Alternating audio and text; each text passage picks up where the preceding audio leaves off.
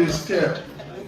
Y'all know all the book y'all kind of, y'all just come up here. All the English y'all know. That the people yeah. You provoking the situation. I'm being recognized to talk. If I'm being recognized to talk, what's your order? What's the order, gentlemen? Mr. Speaker, Deputy Speaker, distinguished colleagues. My point of order is to the gentleman of District Number 10, Honorable Yeke Koliba, that the language used, that people are corrupt, there is no proof, there is no evidence. He's been given a chance to give it on readiness. He should be straight to the point and give it on readiness. Noted. I'm making my statement, and I will not revise my statement. The statement made by me, I'm making it. Let me place on record. You have to take it back. Mr. Presiding, I'm making my statement. You have to take it back. Mr. Presiding, I'm making my statement. I will not take it back. You have to take it back. The motion for the honoring of your languages has been noted by the plenary. You have to take it back. Mr. Presiding, I'm making my statement. I will not take it back. You have to take it back. Mr. Presiding, I'm making my statement. I will not take it back. Okay, you are denied for readiness. Yeah, then go ahead. I will stay there when the time comes. Let us be scared. Y'all know all the book y'all kind of, y'all just come up here. All the English y'all know. That the people yeah. You provoking the situation. I'm being recognized to talk. If I'm being recognized to talk, what's your order? What's the order, gentlemen? Mr. Speaker, Deputy Speaker, distinguished colleagues. My point of order is to the gentleman of District Number 10, Honorable Yeke Koliba, that the language used, that people are corrupt, there is no proof, there is no evidence. He's been given a chance to give it on readiness. He should be straight to the point and give it on readiness. Noted. I'm making my statement, and I will not revise my statement. The statement made by me, I'm making it. Let me place on record. You have to take it back. Mr. Presiding, I'm making my statement. You have to take it back. Mr. Presiding, I'm making my statement. I will not take it back. You have to take it back. The motion for the honoring of your languages has been noted by the plenary. You have to take it back. Mr. Presiding, I'm making my statement. I will not take it back. You have to take it back. Mr. Presiding, I'm making my statement. I will not take it back. Okay, you are denied for readiness. Yeah, then go ahead. I will stay there when the time comes. Together's house, you will face the wrath of 73 men. I tell you the truth. Most of you get out there and say anything you feel like saying, you have no political favor. I'm urging you, say what you want to say in this place. Say what you want to say in this place and not out there. I'm just urging you. You have to please. I'm sorry to you guys. And we're trying to behave. We're trying to have fun. That's what we're doing in this house. I'm the king. My God, you. Honor. If you want to explain, anyone say what they want to say. If you out there, control your language. Control your language out there. Thank you. Call for petition. Thank you, Mr. Speaker. Call for petition.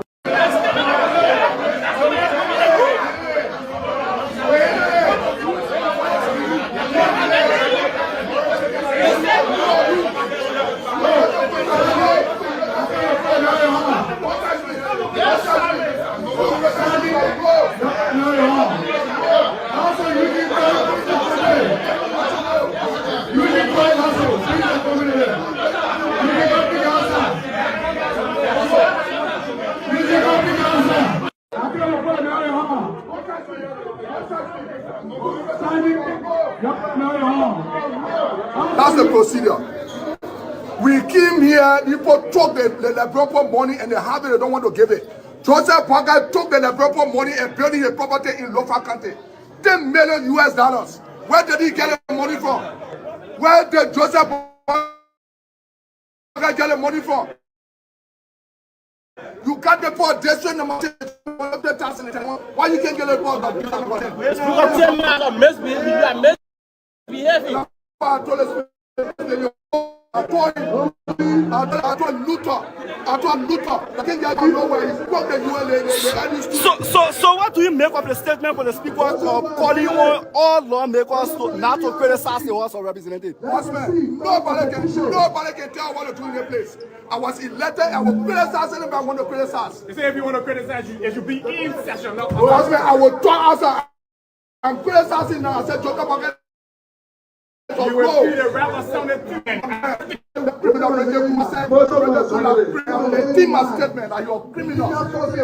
So what next we expect from Bossman, I will get back in there. And the issue of the country will be discussed. Joseph Boga will not steal the proper money and building horses for himself. And we cannot get the people of district number 10, 37,000 and 50,000 US. Will you get back? Will you force your way? Because Sergeant pull you out. Bossman, will you force your way? Bossman, when I come back again on Thursday, I will disrupt that criminal according to Joseph Boga. I'm here, Richard. So have they, so ever since your district development for have been given to you? Joseph Boga told me you know Joseph Boga is on jail, another common criminal. He took the people money and building horses for himself. Joseph Boga is an old man. So, Honorable Eugene quality to also pull out of session. Honorable Eugene, you are pulled out of session also. I was pulled out of session simply because of speaking on my right.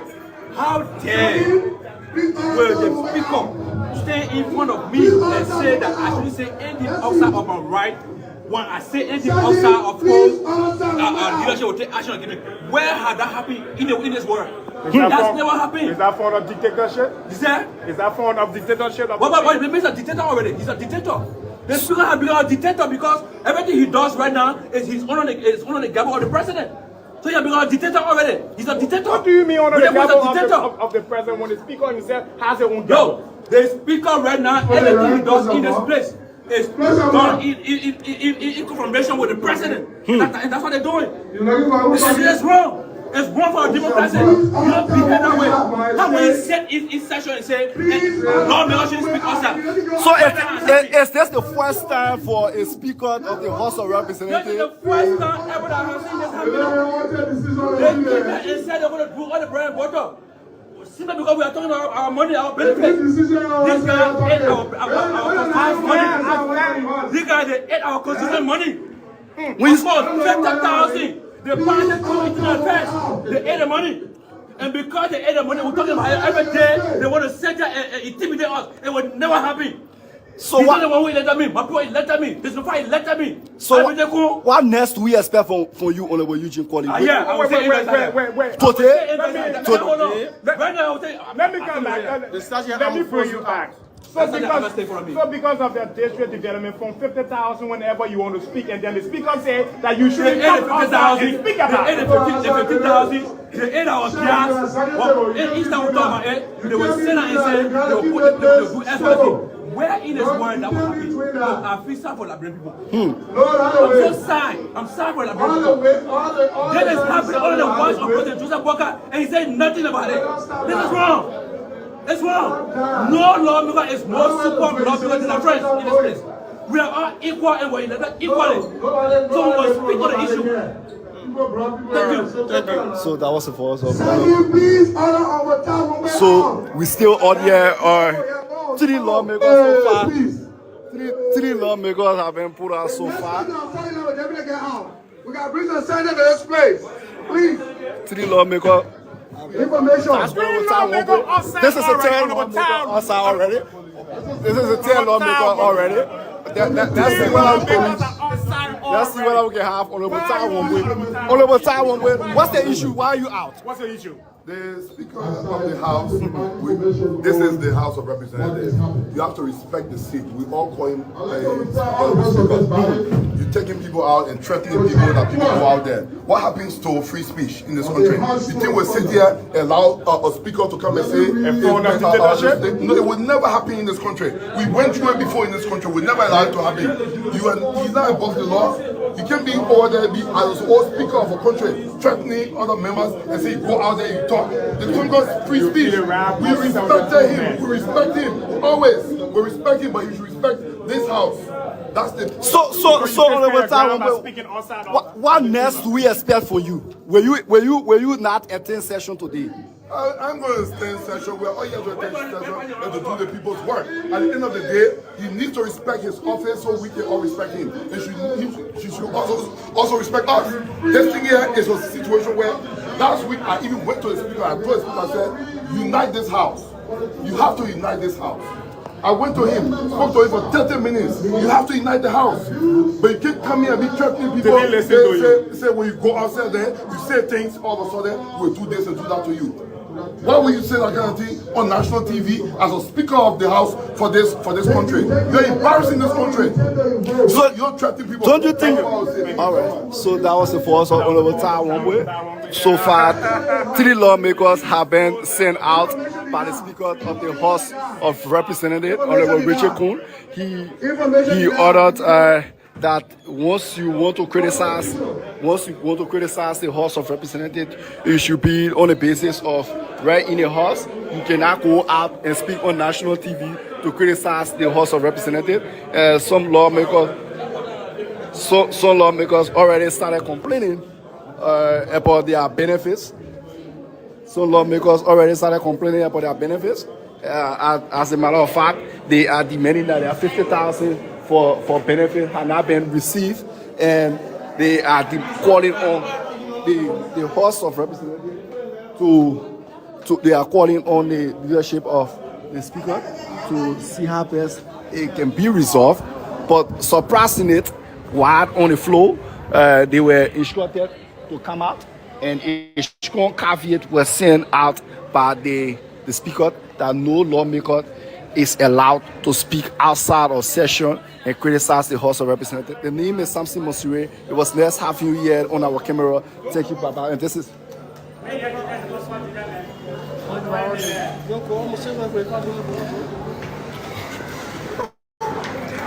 So let's see whether we can have Sir. Sir, welcome. And this is a closing argument. Welcome, Sir. Samson, it is so toxic now in the House of Representatives. You know, after a long break, they return with a whole long list of agenda to be discussed. But unfortunately, the Speaker of the 55th Legislature asked his colleagues to not castigate the House outside of the premises of the legislature. He warned them, send caveat that you don't use castigating remark outside the House of Representatives. You know, it can be reported that several lawmakers at times hold their press conferences, may remark against the House of Representatives. In fact, call the House of criminals. Those that are in the House are criminals. You know, so with that remarks, the Speaker has sent out caveat that outside the House of Representatives, you can use castigating remark, else you will be punished and action will be taken against you. With that, it's part of the debate, and lawmakers feel insulted. They feel that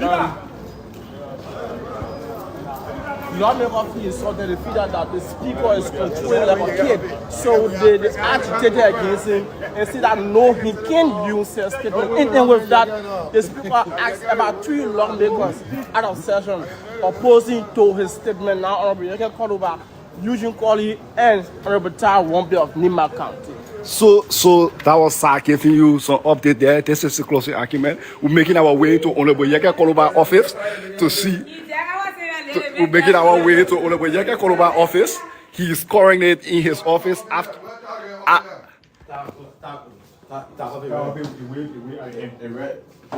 So, folks, this is how we draw our curtain down. There might be a press conference by the Rule of Law Legislative Caucus. The Rule of Law Legislative Caucus might have a press conference because of this new caveat sent out by the Speaker.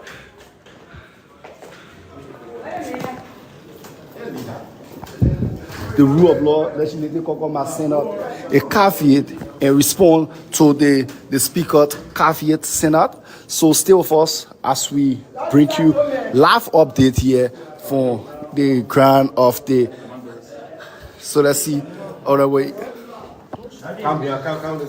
So Honorable Yeke Koruba is about to disengage his office. Stay with us.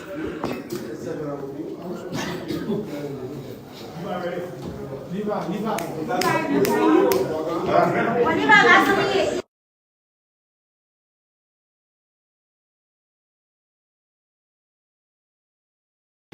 know all the book y'all can you're just corrupt here. All the English y'all know. That will be corrupt. Yeah. You're working the situation. I'm being recognized to talk. If I'm being recognized to talk, what's your order? I'm going to call up anyway. What's the order, gentlemen? Mr. Speaker, Deputy Speaker, distinguished colleagues.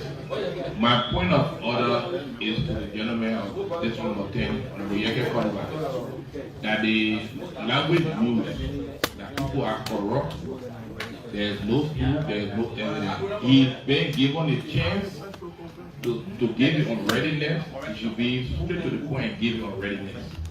Noted. I'm maintaining my statement, and I will not revise my statement. The statement name I'm maintaining it. Let me place on record. You have to take it back. Mr. Presiding, I'm maintaining my statement. You have to take it back. Mr. Presiding, I'm maintaining my statement. I will not take it back. Mr. Take it back. The motion for the honoring of your languages have been noted by the plenary. You have to take it back. Mr. Presiding, I'm maintaining my statement. I will not take it back. You have to take it back. Mr. Presiding, I'm maintaining my statement. I will not take it back. Okay, you are denied for readiness. Yeah, then go ahead. I will state it when the time comes.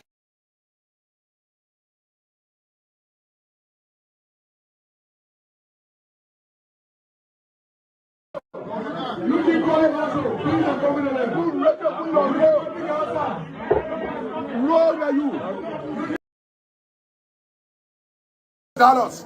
Where did he get the money from? Where did Joseph Boga get the money from? You got the poor district number 10 development money in the 50,000 and 37,000. Why you can't get the poor district number 10? The speaker tell me as a misbehaving. You are misbehaving. That's why I told the speaker he misbehaving your role. I told him. I told her Luther. I can't get dropped from nowhere. He spoke the ULA. So what do you make of the statement from the speaker calling on all lawmakers not to criticize the House of Representatives? Nobody can tell what to do in the place. I was elected, I will criticize anybody I want to criticize. They say if you want to criticize you, it should be in session. No, I will talk outside and criticize it now. I said, Joker Bucket of you will see the rapper sounded two men after speaking outside. That criminal, I said, you're criminal. The team has statement that you're criminal. So what next? What next we expect from Bossman, I will get back in there. And the issue of the country will be discussed. Joseph Boga will not steal the Lebron money and building horses for himself. And we cannot get the people of district number 10, 37,000 and 50,000 US. Will you get back? Will you force your way? Because Sergeant pull you out.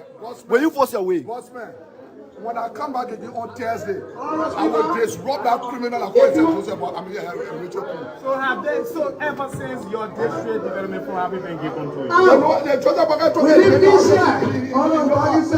know Joseph Boga is another common criminal.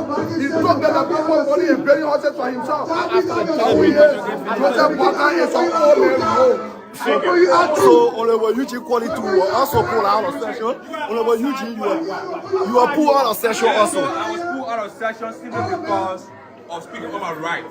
How dare will the speaker stay in front of me and say that I shouldn't say anything outside of my right? When I say anything outside, of course, leadership will take action against me. Where had that happened in this world? That's never happened. Is that form of dictatorship? Is that? Is that form of dictatorship? But he's a dictator already. He's a dictator. The speaker has become a dictator because everything he does right now is he's on the gavel of the president. So he has become a dictator already. He's a dictator. What do you mean on the gavel of the president when the speaker himself has his own gavel? The speaker right now, everything he does in this place is done in confirmation with the president. And that's what they're doing. It's wrong. It's wrong for a democracy. You don't behave that way. How will you sit in session and say, lawmakers should speak outside? So is this the first time for a speaker of the House of Representatives? This is the first time ever that I have seen this happen. They came here and said they're going to do all the bread and butter. Simply because we are talking about our money, our benefits. This guy ate our money. This guy, they ate our constitutional money. We spent 50,000. They banned the affairs. They ate the money. And because they ate the money, we're talking about it every day. They want to center and intimidate us. It would never happen. So He's what? not the one who elected me. My bro elected me. This before he elected me. So Everything cool. what next do we expect from you, Honorable Eugene Collins? Yeah, I would say Wait. Today? Right now, I would say. Let me come back. Let me bring you back. So because of the district development from 50,000 whenever you want to speak, and then the speaker said that you should come outside and speak about it. The 50,000, the 8 hours gas. Each time we talk about it, they will send and say they will do everything. Where in this world that will happen? Look, I feel sorry for Liberian people. I'm so sad. I'm sorry for Liberian people. That is happening under the watch of President Joseph Walker, and he said nothing about it. This is wrong. It's wrong. No lawmaker is more super lawmaker than the French in this place. We are all equal and we're equally. So we must speak on the issue. Thank you. So that was the first of Please honor our time. So we still on here. Three lawmakers so far. Three lawmakers have been put out so far. We got to bring the Senate to this place. Please. Three lawmakers. Information. This is a 10 lawmaker outside already. This is a 10 lawmaker already. Let's see what I'm going. Let's see what we can have. Honorable Taiwan. What's the issue? Why are you out? What's the issue? The speaker. Capitol Building, Capitol Hill, Monrovia, Liberia. 42nd day sitting. Second session, 55th legislature of the Republic of Liberia, Tuesday, October 14, 2025, agenda order of business. 1, call to order. 2, devotion. 3, roll call. 4, and adoption of the agenda. 5, this is on President. And so, good afternoon, good morning, good evening, depending on location where you're joining us from this time. We'd like to say welcome this evening to the Heat Hour program here on BKS TV. On the Heat Hour, we say dialogue and not confrontation. We say words and not bullet. In today's edition of the show, we'll be hosting Honorable Roger Doma of Electoral District 7, Nima County. He will be our guest tonight on the show. He's the former representative of Electoral District 7. And also a strong supporter of the Unity Party will be joining us here tonight. We will be discussing Nima politics. Recently, he held a reconciliation program in his district, and that reconciliation program has been termed, quote-unquote, controversial reconciliation program because of the way leaders spoke during the reconciliation program. So we're going to be asking him all of the major questions here tonight and his plan for Electoral District 7-2 ahead of the 2029 general presidential election in Liberia. Again, folks, if you're just joining us, we'd like to welcome you to the show here this evening. My name is Junior Payne, your regular host of the show. And of course, Madam Lorena Donke is in the back. The rest of the panelists will be joining us very shortly. And our guests too will be joining us here very, very shortly. But before we bring Madam Lorena for us to start with the issue of what's on your mind, let's bring you some updates today from Liberia. The government of Liberia has announced plans to host the country's first ever post-war national infrastructure conference scheduled for December 8 to the 12th in Ganta City, Nima County. And this will be the very first time such an event will be taking place since the civil war in Liberia. Another update too. The National Oil Company of Liberia, NOCA, is nearing completion of its new 6-story headquarters on Fresh Creek Cinco, a striking symbol of institutional reform racing across from the UN office. And so NOCA will be completing that very shortly. But this one caught my attention today when this news came out. The Liberia National Police look outside Liberia for DNA testing in Brian McGill alleged rape case. The Liberia National Police says it is a certain effort to get assistance from outside the country to run a DNA test in Brian McGill case. The Police Inspector General Gregory Coleman said at the MICAT regular press briefing on today. He said he explained that all evidences, including call logos and GPS coordinate, but still not link the former Tabita Youth and Sport Minister to crime. So this is getting interesting. And I know Mana Lorena has a lot to say on this issue, and she's already here. Our guest is also in the back. But Mana Lorena, good evening and welcome to the show this evening. How you doing, ma'am? Good evening, Chion. Thanks as always for hosting the show. Good evening to our listeners in Radio Land and the people of Tapeton, the people of Booyah. Good evening. And to all our beautiful people on Facebook and on YouTube, want to say thank you for always following. This is your home. We are here because of you. So today, I did not allow, what's the name? The RG Gregory Cuomo to end his, somebody say tabula rasa. I did not allow him to end that. So by the time he said that every call, every this, every that, does it point out or indicate that Brian is the perpetrator and they are making an effort to get that DNA testing from out of Liberia? And then yesterday, Brian made a post. I don't know what it was yesterday, but I saw it yesterday, saying that, telling God, thank you, that God revealed truth, and telling his friends and the international community, thank you for praying for him. I don't know which international community he was referring to. I don't know, it's the Alliance RG intent to international. But today, when I heard, Gregory Cuomo make those utterances, it just break me down. I just thought of my 17-year-old daughter who had just entered college. God forbid if such thing happened to her, and then the person is connected. The person has a link to public service. Is that what will be said about her? Those are some of the things I was thinking about. So a girl, a 14-year-old girl, life is damaged, the emotional trauma.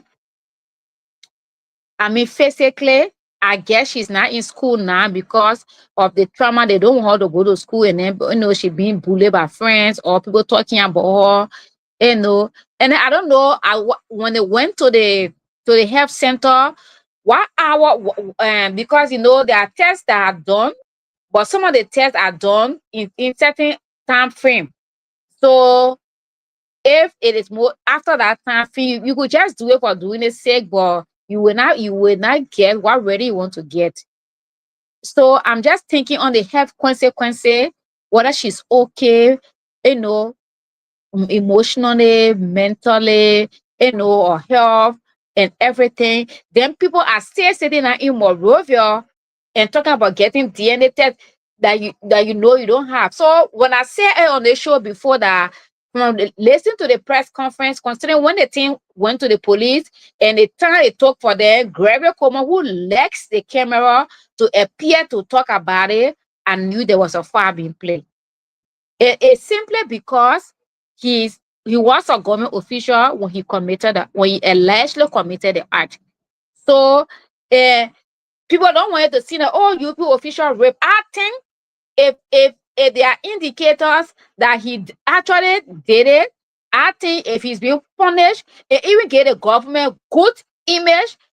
People say the international community, the woman selling Douala market, the woman selling second part market will say, the government, I don't care who you are, whatever you do, they punish you for it once you are wrong.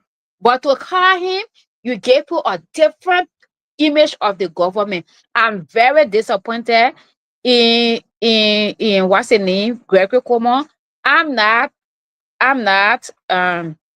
very surprised, because after listening to the press conference, I think I said it on this platform that compromise has started. The last time, I don't know if you listened to the girl's father when he had an interview with Councilor Gonglo, he admitted that Brian went to him begging. And Councilor said, are you sure? He said, I wasn't alone. And he said nobody has contacted him directly. So when Gregory said in the first conference that they had contacted him, it means it was not truth. So Junior, I'm very disturbed, and I think this is one of the things that people who are against the government tomorrow to say, one of your ministers allegedly did this, and you play with the case. Trust me, it will be one of the things.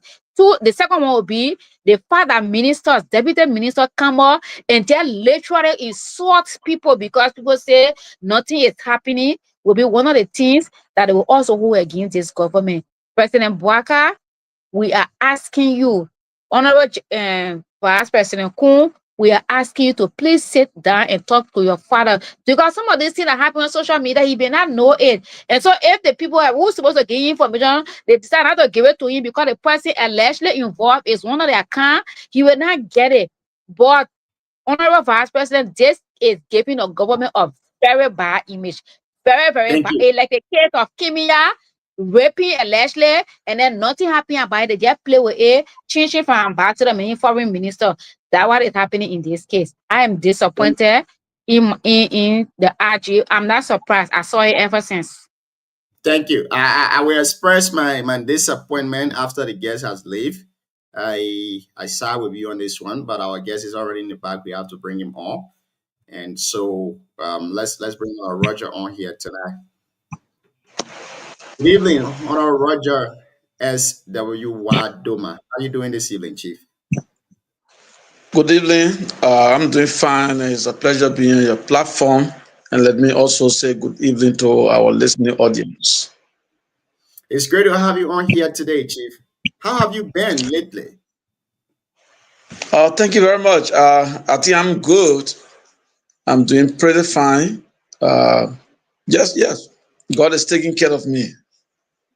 That's good. So before we dive into the conversation today, there are people that might be listening to you way in Butu or its surrounding, and they might not know who we are speaking to here tonight. So for the sake of our audience, you can just introduce yourself a little bit, where you hail from, if possible, your educational background, and where you've served before, and your current status in society. Well, my name is Roger S.W.Y. Doma. Doma. I hail from Wigbe Administrative District, particularly by Dway. I started my early childhood education in my village in Dway and went on to Lamco Jekepa, where I continued my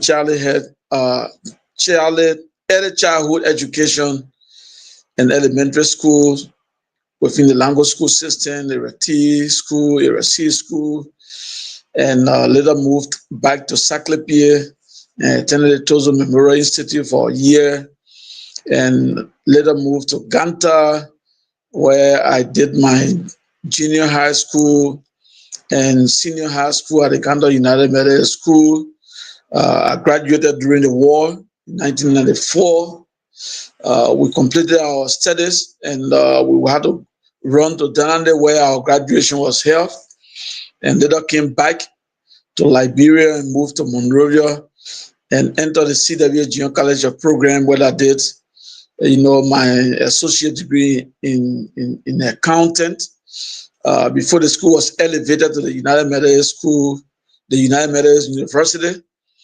I spent a semester there on the J.J. Rao scholarship and got a scholarship through the United Methodist Church and went to Zimbabwe and did business education. I was basically trained to teach business courses, accounting, management, marketing.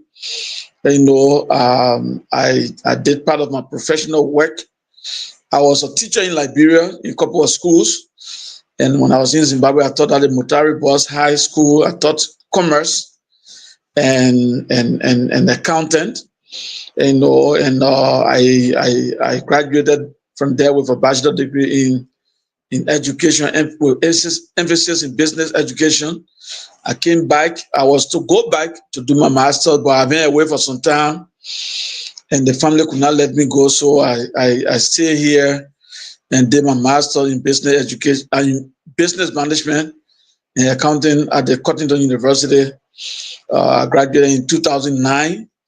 I also have some professional studies. As a student leader, I traveled to the States from Zimbabwe in 2001. I did,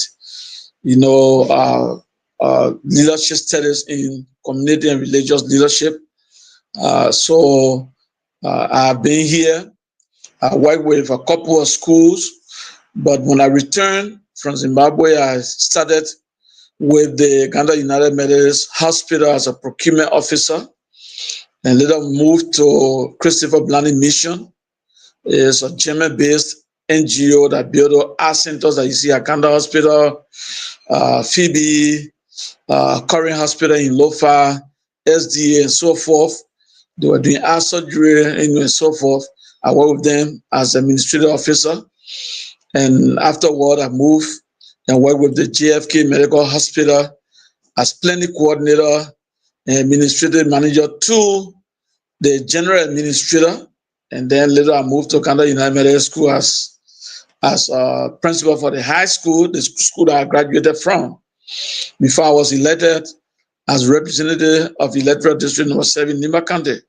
Currently, I serve on the board of the Liberia Special Economic Zone as a member of the board. And that's my background and education and professional background. Thank you so much. That's really impressive. You got me impressed right there. But let's take you to Nima politics without further ado. I know you've been following the political landscape recently in Nima. You held a reconciliation program in your district, which has been termed quote unquote verbal, disturbance. I would say that. How have you viewed the current Nima County Legislative Caucus in their operation within the county, knowing fully well that we have the Asila Minta, Liberia, MDA at stake currently, and the caucus showing heat at each other from one end to another, How have you viewed that, and what could be your little take on it too as well? Well, I think the caucus are then doing well. The fact that majority members have been working along with the county administration to move the county forward. In our democratic process, the will of the majority prevail, even though the minority are respected. So I think the caucus have been working along with the county administration. We are not seeing an endorsed statement from the caucus, that will stir, disturbance in the county. We know that there's a political grouping. All of the people who are there, they are from different political backgrounds. So we expect, disagreements. People will come with, those sporadic disagreements within the caucus. But on the overall, I think the caucus have been working along with the county administration, and they have been keeping the county peaceful. That's why you see the superintendent, has been empowered and has been able to work across the country with all of the development initiatives. I was in Sacramento recently. I was very impressed, with the transformation that is taking place at the civil compound. Even where I had a program in Bankoy, I was surprised to see, the renovation of the commissioner compound. So I've seen a lot of photos across the county. My father opened a clinic that was in Sokopa, and we partly, lived in a rock building that has been transformed today. He opened a clinic in a rock building. Most of the time I used to go for vacation to him. We all used to sleep there. It was known as the Topman birthday hall. Where Topman used to come to enjoy himself. And later, when he was not around, the building was abandoned. My father moved to Sokopa and opened a government clinic. So I think the superintendent has been doing very well. And the only way the county administration can be empowered is when they got the backing of the county caucus. So the fact that the leadership of the caucus and the majority members of the caucus are working along with the superintendent, it means that the Nimba County caucus is working in the interest of the county. With the issue of the MDA, I know we had the same issue when it was first brought before the 54th National Legislature. We had our own qualms with what Arsenal Metal was going to do, and the purpose of renewing the MDA was defeated. So I just hope and pray that, with the effort that Honorable Twayen and other members of the caucus are putting in, the company, Arsenal Metal Liberia, will listen to them so that they all can work together to ensure that, Nimba County and the Republic of Liberia can benefit from their operations. Because I think that's what all of us are crying for. It's not that we are against the company, but we want the people to benefit and truly benefit from their operations. So I believe that the caucus, is working in that direction, and they will ensure that that is done so that the people of Nimba can have a greater benefit, and Liberia can have a greater benefit, through the NDA. Thank you. You hear from District 7, and your current representative is from that part of the district. He has been recently complaining on social media that the vice president of the Republic of Liberia is targeting his business and has also targeted him politically when he were running for the position of speakership and that of deputy speakership at the 55th National Legislature. You being a former lawmaker and also a son of District 7, and your fellow comrade from that place is complaining of the vice president targeting him and his business. What say you? Well, I think our ability should be, knowledgeable enough when you declare that you are an opposition to a government.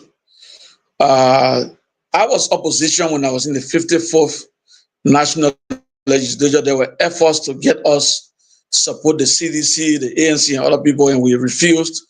So we accepted the consequences of being an opposition. There were times that we went and made report and told our people that we are opposition, we are not getting the support that we need, and there's a fight against us. And they said that they tempt us to be lazy lawmakers. Even though our advocacy brought about the construction of the Bound High School, it brought about the extension of the public electricity facility to Bound. It brought about a lot of things in the county because we were definitely that we're not going to join the ruling party at that time, and they were working hard to ensure that we are conquered in the process, and our ability benefited from that. So you ran campaigns against the Unity Party. When you won, the Unity Party accepted you to work along with you, to run as a deputy speaker.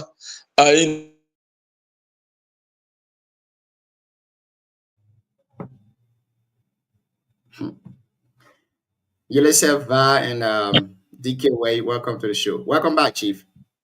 Yeah, sorry. Yeah, I'm sorry. These local calls can disturb our, So when you take a position, you accept to bear the consequences of the position that you are taking. We did not complain. We went to the elections. We were fought everywhere and were defeated.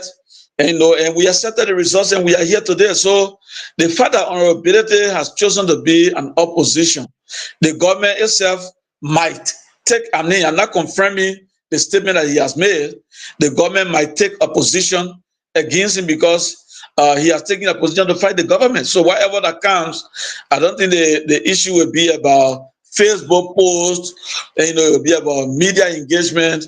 It's just about finding the strategy to navigate yourself, to make sure that you can find your position, that the government will be able to do something for your people.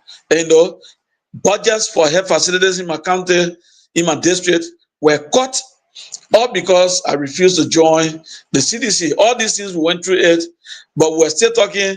And because the CDC did not want to lose Nimba County, they will go in and do some work, and come out, for them to take the credit. I was isolated from it, but never one day did you see me complaining about this, because the fact is, as we took our position, we compelled the government to do some work, and the people were seeing the work through our advocacy, and that did not bother us. So whether business is targeted, the government's argument is that whatever they are doing, they are doing it to benefit the people that elected them, And I think since Honorable himself was elected, I think he should accept this in good faith so that the country can move forward. Thank you. There have been this whole one Nima agenda issue around the county recently. And some top political figures within the county have been saying that once you are not supporting the vice president of Liberia, who hails from Nima, it means you are undermining the Nima unity. And recently, former Representative Larry P. Yonkoi and also former Superintendent and Commerce Inspector of Liberia, David Okokwa, have been on the media with this back and forth and using some prohibitive languages on each other. What say you on this issue, Honorable? Well, I think we need to all calm down, come together, work together in the interest of our county. You know, my experience in the legislature, so now when the issue of NIMBA comes up, is that the rest of Liberia goes against our interest. You know, so the best way we can engage Liberia and work along is that, you know, when we all come together to work in the interest of our country. I think once people start saying that, they will say, oh, okay, these people, I think they are serious people. Because there are a lot of people who still judge us through the eyes of the world, you know, that we all went through. You know, they feel that a lot of warlords came from Nimba County. So Nimba County people, you know, just believe in confusion and violence and what have you. So to get rid of that, I think all of us that have been given the opportunity to lead Liberia need to come together, you know, to create that positive image for the county. I've been reaching out to a couple of them, you know, when I hear them on radio, that for me, even when I was in the caucus, I used to advise my colleagues that the best way to solve problems is not to take the media. You know, I think we should have personal engagement. If you feel that somebody offended you, engage the person personally so that, you know, that can be resolved behind the scene. All of the counties we see in Liberia, they have that problem, you know, and I know that for sure. But most of the time, most of them do personal engagement. I think we need to do that. Nobody needs to show strength. Going on the radio to talk, it doesn't mean that you are a strong person. Most of the time when you even take the airway, it shows that you are a very weak person. So I think we need to come together. I believe in the unity of Nimba County. And no matter what I have gone through Nimba County, you know, through in this country and Nimba, I always remain calm because I believe that we all need to work in the interest of the country. So my own advice to all those who have been on the media, I don't want to call them, is that we need to keep it calm and do personal engagement. If you feel offended, get the others involved, and, you know, so that we can find a remedy to this instead of just being on the media, which is not, you know, it does not cast, you know, a good image for the county. Thank you. This will be my last question on this. Then we go to the rest of the panelists to ask you. You supported this government with all you have, and you are a very, very strong youth-based. Now, according to people, you are not being treated fairly by this government simply because you have not been appointed to any other position. Recently, some of your supporters took to their Facebook pages and started to castigate this government for your sake. Now, what is the relationship with you and the current president and that of this Unity Party-led government? Well, I think I got a cordial relationship with the president. Let me just let the public know about this. This president has been generous to me. I received 2 presidential appointments, you know, within the past 2 years. In fact, we did that just within 1 year. I was appointed as Deputy Minister of Health. I think from all of the information, the fight came from our own county.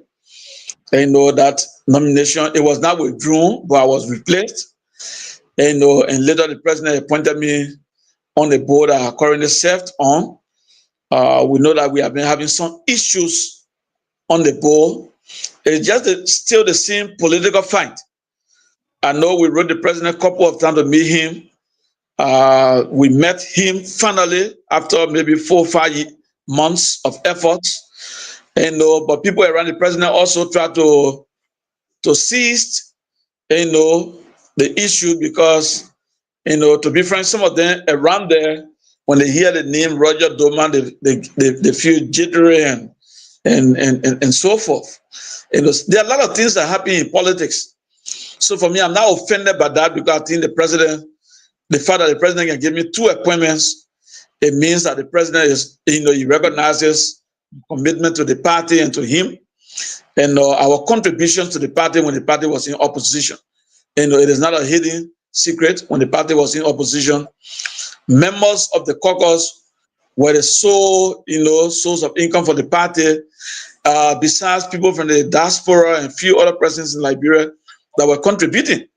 And the president has met us and he has expressed those appreciations to us. So I don't feel bad because when you go into politics, these are things that you expect. And I know that the president, like the last time we met, he said, well, Orodoma knows the sacrifices you made. The CDC, the ANC, there were a lot of people behind you to leave the UP, but you decided to remain committed to the United Party. So there's your government. There is no way you will not get a job. So the president himself made that commitment, and because of that, the vice president, the speaker, everybody, they have been working hard to ensure that there can be some remedy to the situation that we have been faced with. So if you see people of this caliber, the heads of government, working on behalf of, I always told people they kind of shop men, I don't think I need to be angry. Sometimes God has a reason for everything that happens. So as a preacher of the gospel, we are waiting on God's time. At the appropriate time we get what God requires of to get in the government. Thank you so much. If you're just joining us this evening, folks, you are listening to the Heat Hour here on BKS TV, and we are in conversation with Roger S.W.Y. Doma, former representative of the Electoral District 7, Nema County. And this show is being simulcast on Voice of Tapeta in Capital City, Nema County, and also relayed on Voice of BKS in Butu Town, Nema County. Now, Lorena, let's start with you in the first round. You have 2 questions, and after you, we'll go to Yelesef Bar. From Yelesef, we'll go to TK, and then Pastor Success A.B. Dennis, alias on FNUP Lives. Welcome to the show. Let's hear you, ma'am. Okay, thank you, Jim. And good evening to you all, fellow panelists, and good evening, Honorable Roger Doma. Good evening, Lorena. You mentioned being, I think, special economic free zone, something like that.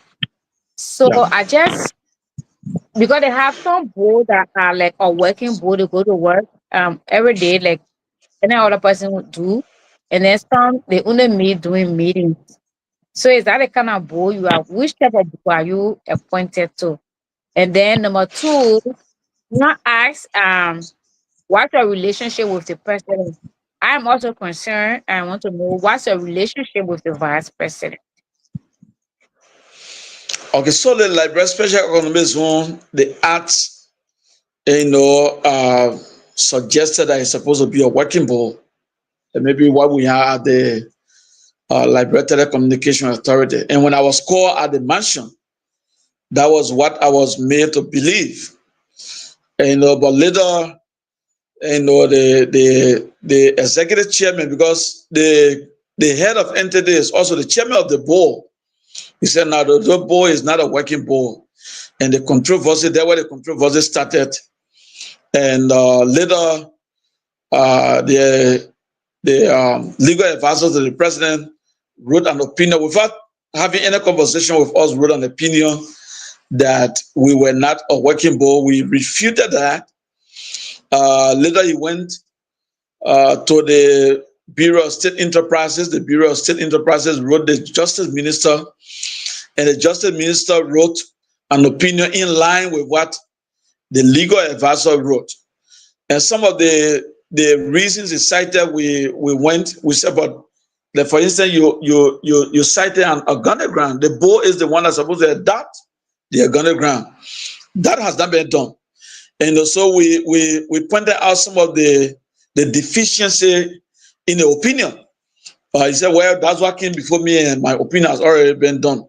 But at the end of the day, we met the two legal advisors to the president, made an opinion that what we opted at that time to meet the president himself. The president we met with him, and after 5 months of efforts, and he expressed some disappointment in what he heard that was happening. And he promised to set up a committee to further investigate. But people around were giving impression that, oh, that was not necessary, and we can handle this. And up to now, they have not handled that. So up to now, the legislature, the House of Representatives, set up a committee to investigate. The vice president came in to investigate, and they all have been making effort, to see how all of us can work together. But there has been no, real solution now. I understand that the House is trying to repeal the act, so that I don't know what version they will be bringing, whether it will still be a working board or it will be a regular board that would have a sitting. I have not seen what that repeal version is. So that is it. I want to tell you that the vice president and myself have a very cordial relationship. I told you the vice president has been making a very strong effort for me to get new appointment. I must admit this on this forum, along with the speaker and the other people. The president himself, he called, he has received my CV, and he and myself, we have talked. The vice president is the one who normally takes me to the president for us to meet. So it shows that we have a cordial relationship. Even the recent program that I had, the vice president made a tremendous contribution towards the success of that program, and he promised that you are going to be represented. I know, what it means to be a national leader. So a representation came later when the program was already over, and the people from the office came to represent him. So it tells you that he must have a very cordial working relationship.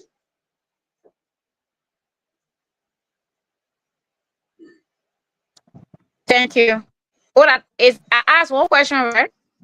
Yeah, you got one more question to ask. No, she joined both questions together. Yeah, I know you asked one about the special economic zone and my relationship with the vice president. Oh, okay. All right, so we'll go to Yelesia. Yelesia, come in with your question. The reserve deacon of the Liberian Elect Church, soon to be ordained deacon. So here myself, we are from the Christian background. We are leaders in the Christian. Yeah, okay. Good evening. Let me say good evening to our guests and listeners out there. Good evening. How you doing? I'm doing very fine. Okay. Well, I guess you know me. This is Yelesia Va. My question is very simple. You've been a former lawmaker, and of recent we've heard of the current lawmaker of the district taking on a new challenge, that is wanting to become president of Liberia.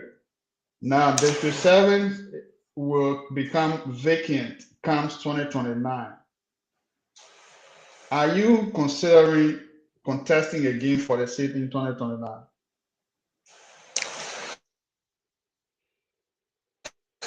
And the first thing I want to say is that 2029 politically is still fine. So you can't come up and start making premature declaration at this time. And you cannot just decide that you want to run. I don't want to be people that will go into election and become insignificant because they were not asked by the people to come and run. So our people will make the determination to see who is the best person that will replace honorability. That consideration will be done because we don't know what God will do from now to 2029 and what will be the thinking of the people from now to 2029. All we can do is to continue to engage them, to work along with them, to create a void. Because sometimes if you don't have an attention, to do certain work, you get distracted. So when that distraction comes from now to 2029, we all have to strategize to make sure to come in and try to fill in the void that will be created as the result of honorability's intention to run for the presidency instead of paying attention to the district that elected him. All of us will work together to ensure that we can work with the current government so that void can be created, can be filled for the people to not feel empty, they should not regret, that they elected somebody who abandoned them just after, less than 2 years after he has been elected to lead them. So 2029, before that time, we'll make the determination. But for now, we leave it with God and we leave it with the decision of our people. Okay.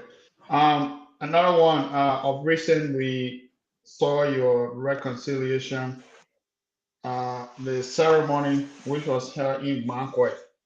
I want to know whether their ceremony, as their invitation extended to your counterpart, that is Honorable Billy Kim. Did you invite them to sit for their reconciliation?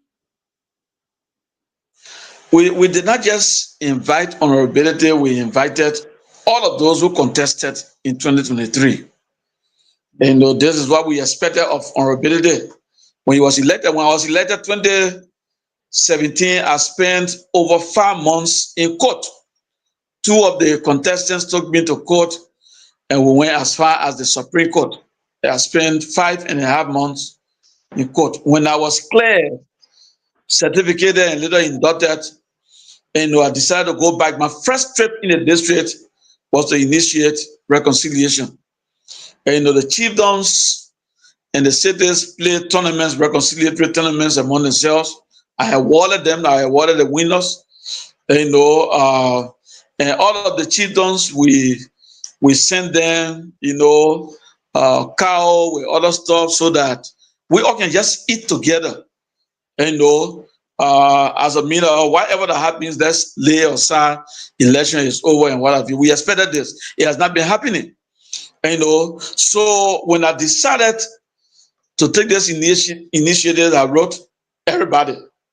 Honorability, and Lens Bagonyo, I informed him, Winifred Guanu, I informed her, Honorable, William Dan, Honorable Dan told me that he was traveling to the States. Wayne Dekra was going to represent him in the program. And even those who spearheaded it, the Honorable Lana Mator, these are people that supported honorability.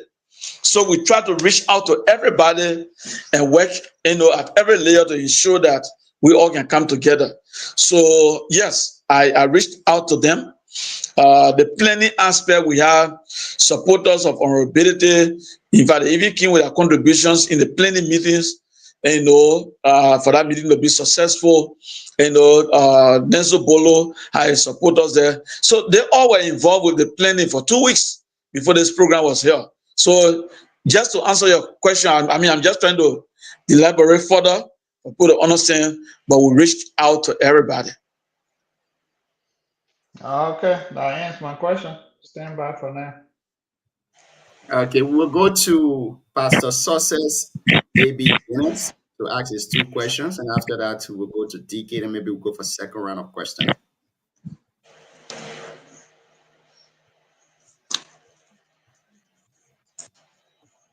You are muted. You are muted, Pastor. Pastor is muted. My bad. I said thank you, honorable man. My name is Pastor Success AB Dennis. I hail from Lower Nima County, around the Tabata Bell. Precisely, I'm from Judru in Babi District. So you're my uncle because I got my mother from Tapeta Bell there. Okay, it's nice. It's nice seeing you. It's nice knowing you. It's good. This platform, this kind of platform, bringing eminent sons and daughters from Nima County together. I got my first question to you is that you spent 6 years as a seated lawmaker of District Number 7 Nima County. Musa Assembly has been there for 2 years. out of sincerity and out of your own human conscience, if you were asked, looking at what you did in that district and what Musa Bedete has done for his 2 years, can you grade the two of you on this platform, please? Well, I don't know if you accept my grading, but I think I did excellently well in that district. I came from the educational background. There is no university in the Republic of Liberia, no school.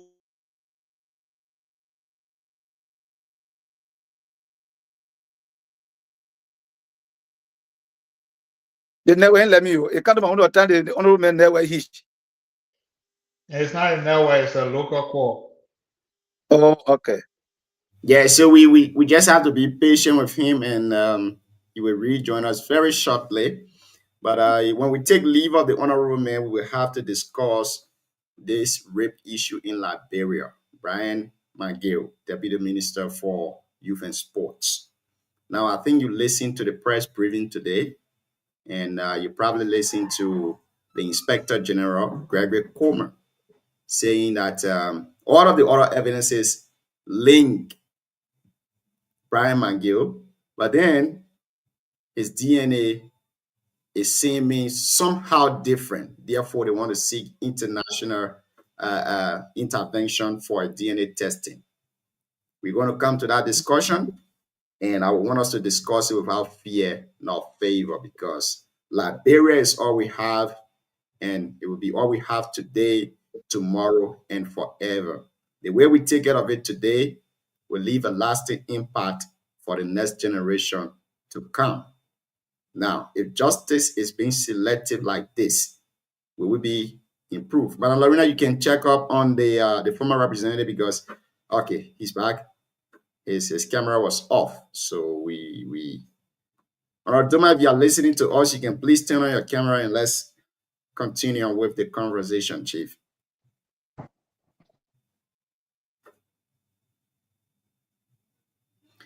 I don't know what happened here. Maybe my Lorena won't contest or Roger won't contest. So the two are then trying the network side to see who is capable to withstand the district, you know. So she's sitting comfortably while Doma is off camera. But it will be a really, really tough battle in Electoral District 7 comes 2029. If you don't know, let me say this tonight. It will be a really tough battle.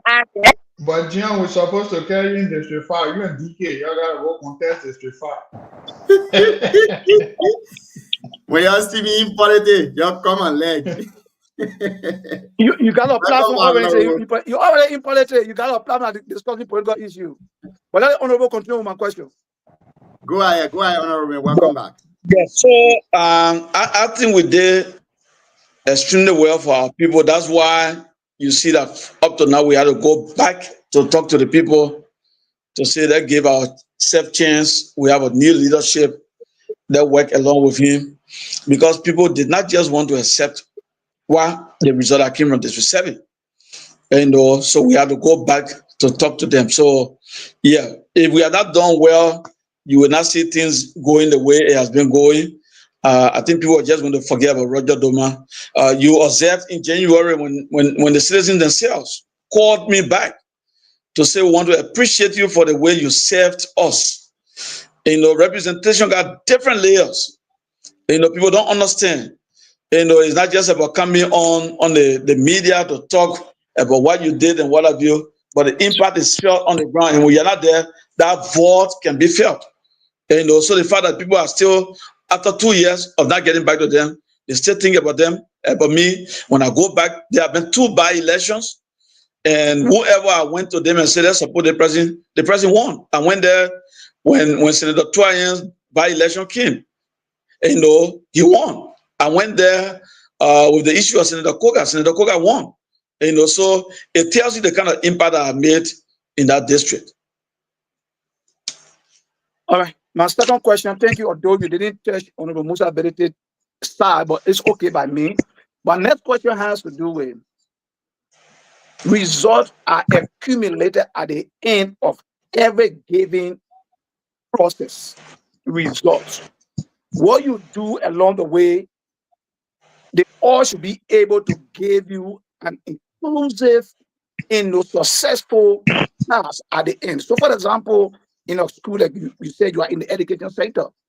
If all through my academic year and at the end of the year I get an F, whatever happy and no one cares about it. My question to you, with all the good things you lay, the good work you keep from the education sector, though you didn't catalog what you did in the education sector in your district, but I assume you were engaged into education and so on. One could ask, if you did all the excellent things, what are the factors that contributed to your defeat in the district? Massive trucking, a greater fight because I did not agree to attend to join the CDC. So even the national government at that time, they all helped to fight. Honorable Benedict knows that within himself he could not defeat me, but there was a whole fight. I mean, District 7 was the only district that even you had armed policemen that were sent to guard people that were trucked to register when the communities resist.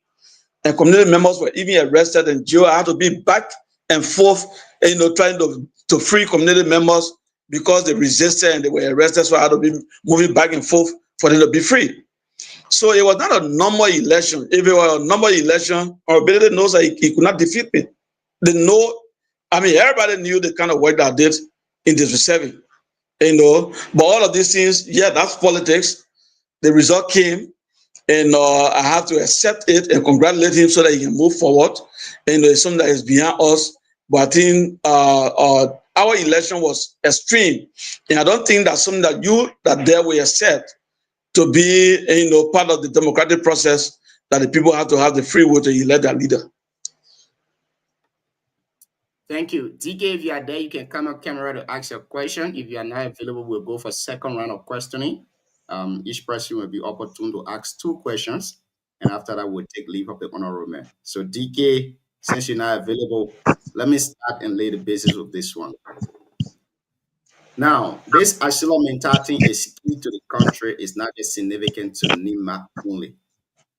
When you were serving as representative at that time, I'm told that this bill was placed before the 54th legislature, and you guys didn't deem it necessary to amend the Asilamenta MDA.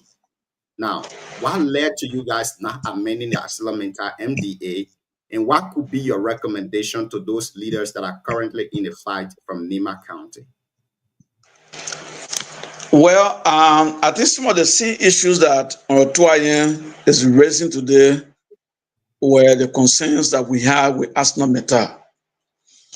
When Senator Kuhn, now Vice President Kuhn, was elected as senator, he took us, some members of the caucus, to visit Yekepa.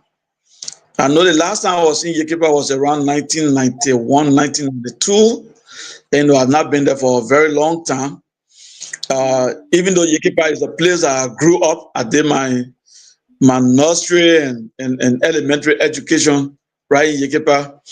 And when I saw the place, I was really, really downhearted to have this kind of multi-billion company operating in the place. And with the environment alone looking like that, I was very discouraged. And it could not encourage me to support any extension, because of the way they were treating, their area of operations. Besides that, I talked with some of the employees, and I listened to the conditions that some of them were living under. Besides that, the government at that time was not paying, the social development fund to the affected counties. We had a lot of work to do. 2018, we had a county council. We could not implement, the resolutions because, the government refused to disburse the money. That was not, available until around 2022, 2021. When they disbursed some money before we went back to another county council before some work was done. Up to now, most of the works, were not completed. In my district, all of the work that was done there, they were not completed. So you can, as a leader, you can't have the kind of thing happening. Then you say, okay, let us renew the MDA. So for some of us, we refuse that should be done. So these were some of the basic reasons. The environment, and I feel that the company was not treating Nimba County, their own employees, and the Republic of Liberia fairly. Thank you. Now, my second question to you would be the issue of the current administration police brutality as compared to the past regime that you serve as representative under that regime. Can you compare how the police operates currently with the past CDC-led government? All around the world, whenever there is disorder, all of us will cry from police brutality.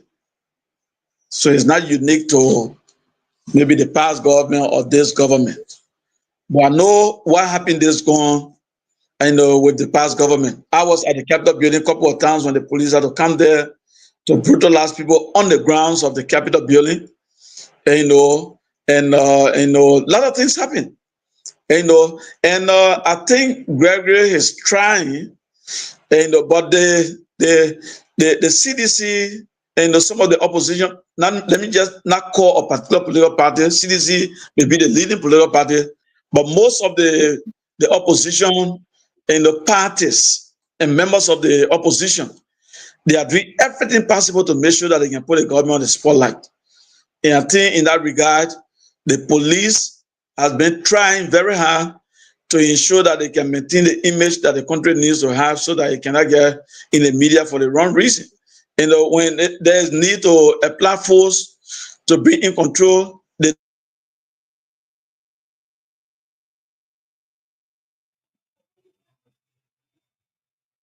Yeah, I think they're calling the honorable mail. TK,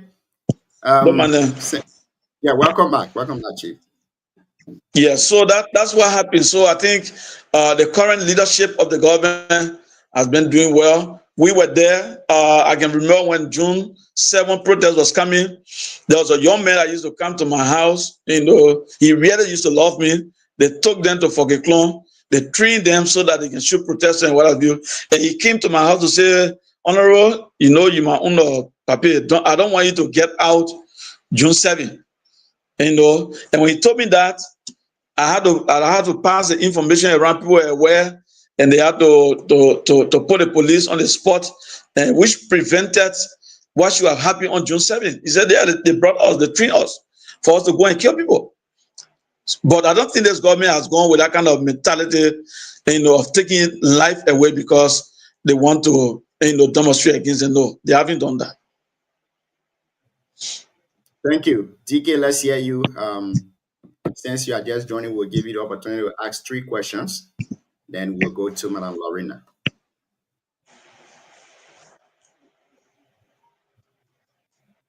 DK, are you there? Oh, is that okay? Yeah, go ahead, Chief. Okay, thank you. Welcome, Honorable Doma. Welcome, Partisan. Thank you. A few things that you said that I wanted to provide clarity on, so that at least you can speak to them before my questions. The first thing was honorability won as representative in District 7, and in less than 2 years, he harboring the ambition to go as president. In your mind, it's like a banner in the district. So I want to respectfully and professionally disagree with that, because the current vice president won as senator of our county, and he wanted to go up another step. So he did. He didn't complete his term. So I don't think there's anything wrong with that. The next thing is, you are a member, an executive member of the Unity Party. You were the only Unity Party candidate in the county, a representative in the county. I'm a member of the Unity Party. So I have sat on this show and disagree with the treatment Unity Party is giving you. I know you are a politician, you will window dress it, so professionally people will not see your side that, you are disappointed. When you said in your explanation that All your meetings with the current president have been initiated by the vice president. I think that again made me very disappointed in the Unity Party that Honorable Roger Doma, who maintained the image of the party in the country all these years, is meeting the current president for his party through the vice president. If I'm getting you correct, I'm really, really disappointed in the Unity Party, and the treatment they are giving you, I think, is intentional. At first, to be frank, I accuse the vice president of the treatment they are giving you. Sincerely, I sit on the show and do that. That the treatment they are giving you in the country as a senior partisan of the Unity Party is something that the vice president is the one who is doing that. I say it without any fear or favor. But in your explanation now, you said before you even meet the president, it's always initiated by the vice president. So I want to, if that is true, then I want to publicly apologize to the vice president, because if that is true, then Baka is the one that treating you like nobody. You need to stand out. You need to stand up to your party, that you are the only image of the party. You are the only man who stood tall in the country to challenge all the other opposition. And the treatment they are giving you is not fair. Sincerely, I disagree with the treatment they are giving you from the country, and I stand by that. Maybe you might say otherwise. But if you think you can comment fine before I go to my question, if you're not, then let's move forward, bossman.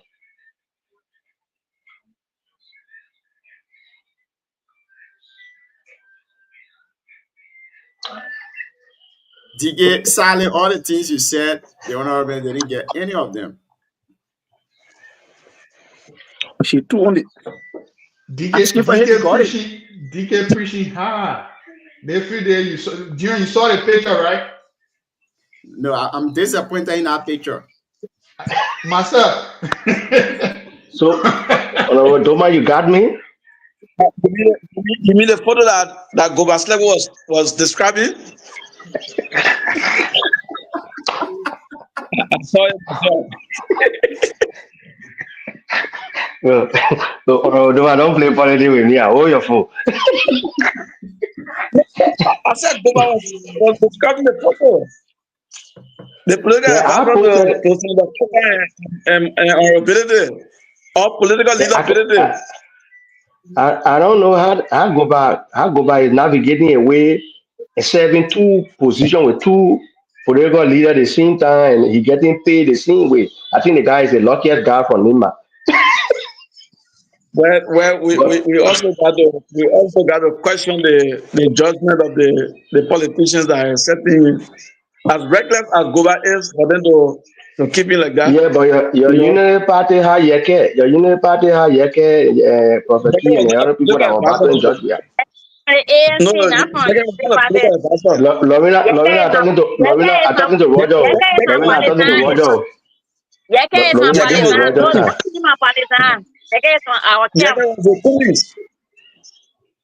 But he supported the Unity Party. He came in later, but he was never a political advisor.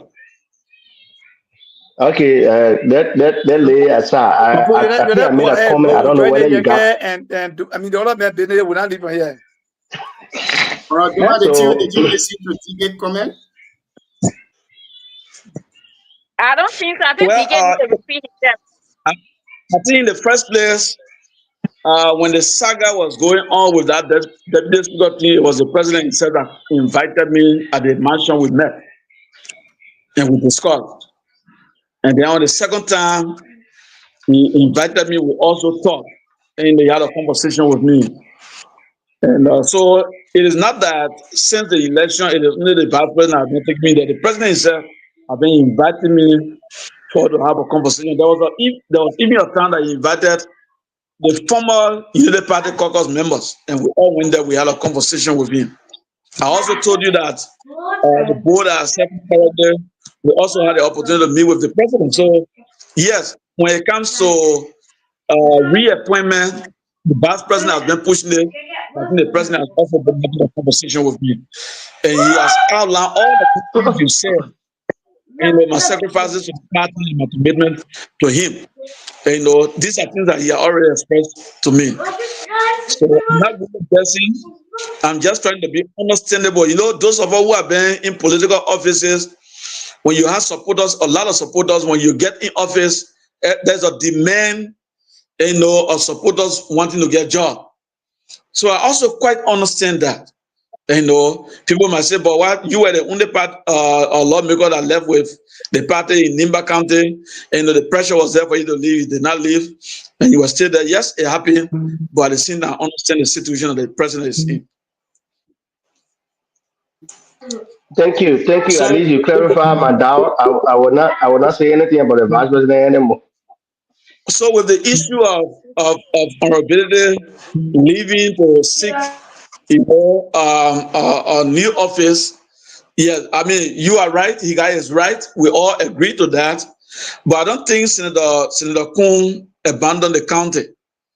When he decided to become a vice president, it happened, in the election year. But election is 2029. This is 2025. We still got, like 4 more years to go.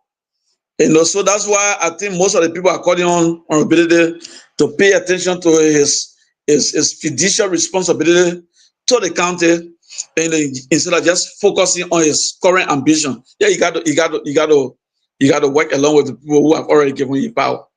That place should be your base. But if it cannot sell you, I don't know how the entire country is going to buy you. Thank you for your response, Bossman. Like I said, the way you politician, I must say I learned small things. So my goal is for Unity Party to benefit. That's the only party I joined. Sure. That's my party, and I had to advocate for my partisan. You are not alone that supported the party. There are other parties tower like you, but you were leading that.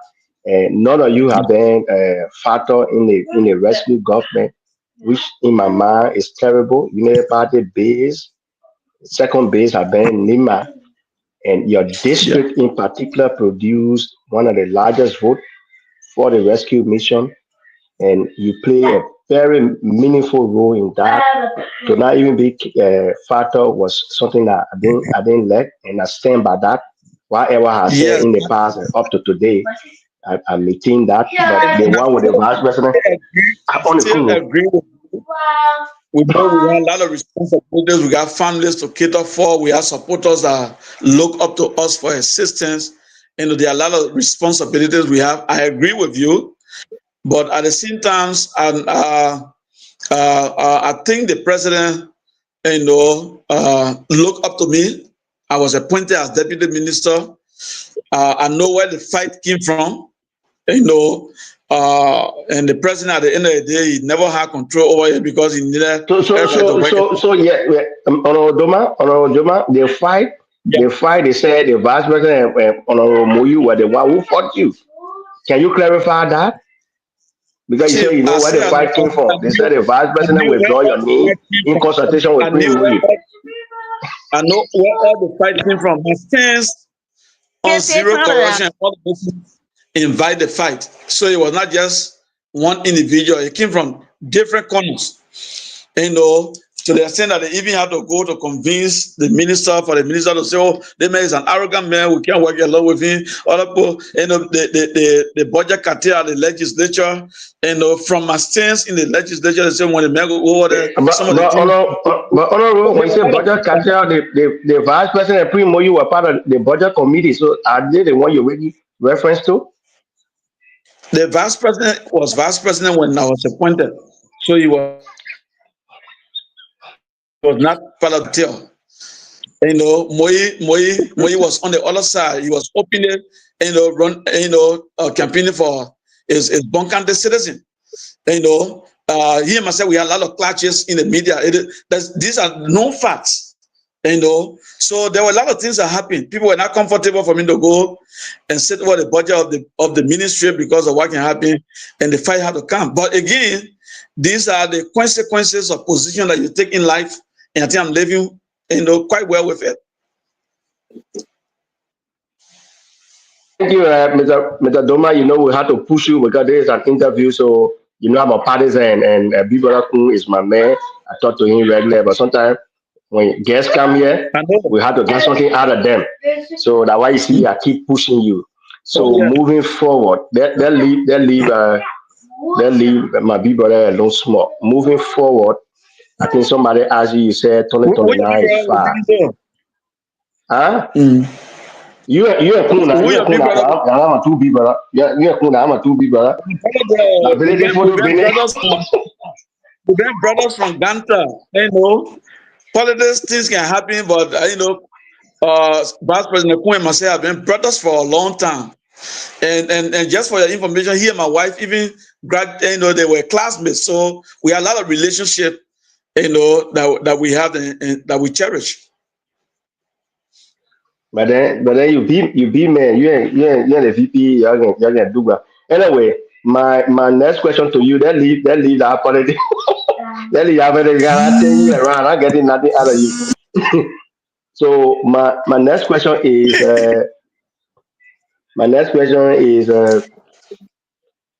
And let me let you know. You know that I'm a pastor to the vice president also. When I was pastoring, or associate pastor at the Middle Alistair United Methodist Church, the church that the vice president is a member of. So you leave that thing. We got a lot of relationship. so that church stay in your system. You're the vice president. Church stay in your system. Yeah, the Middle Alistair now is the Middle Alistair Global Methodist Church. DK, why am I asking the man? The man said he's a pastor, so why are you still here? No, there's a fight in the Methodist church. You just say, hold on. The Rock Church and the Methodist Mission is not the one late church that they built with Moto Simeon or Moto Mott. It's a building that will always stand. That's the church I'm talking about. Thank you, Brother Roger. Lastly, I know we are joking a lot. Lastly, I want to kindly appeal to you that you are always done behind the scene. Our country is noisy.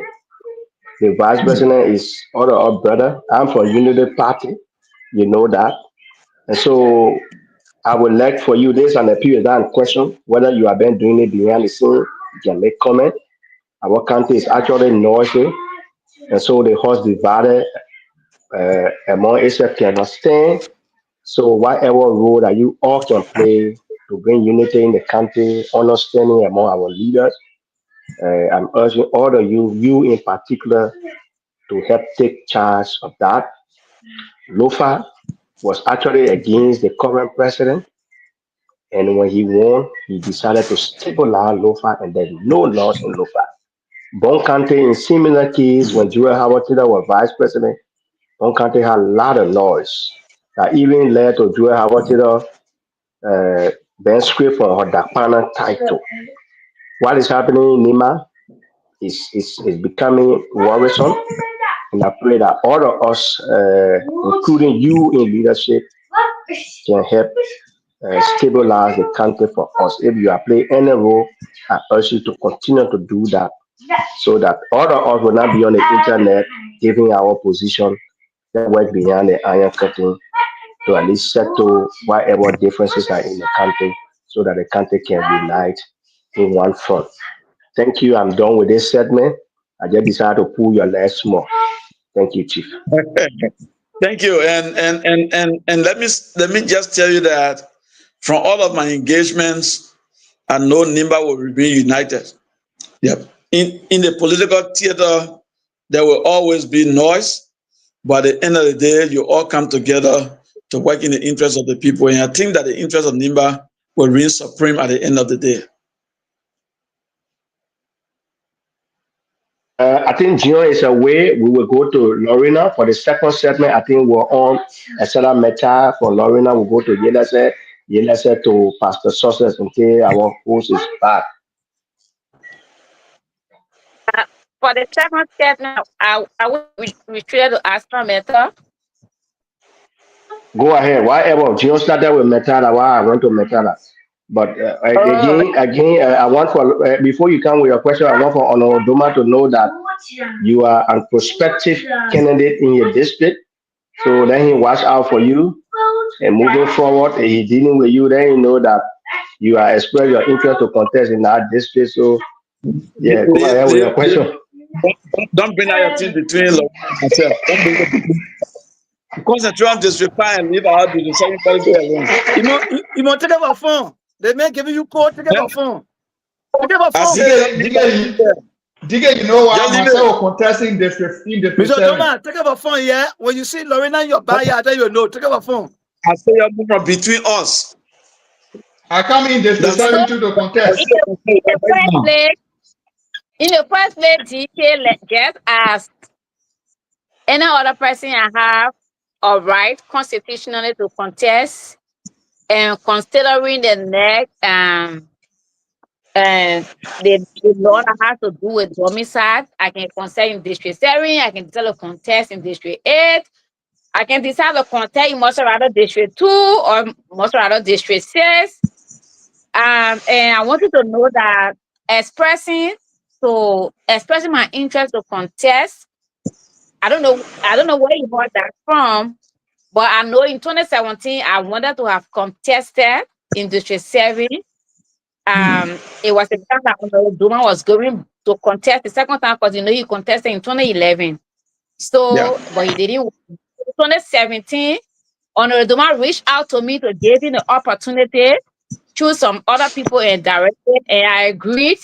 And in fact, I organized his team in America. And yeah, so I don't pretend. So now our time for your support.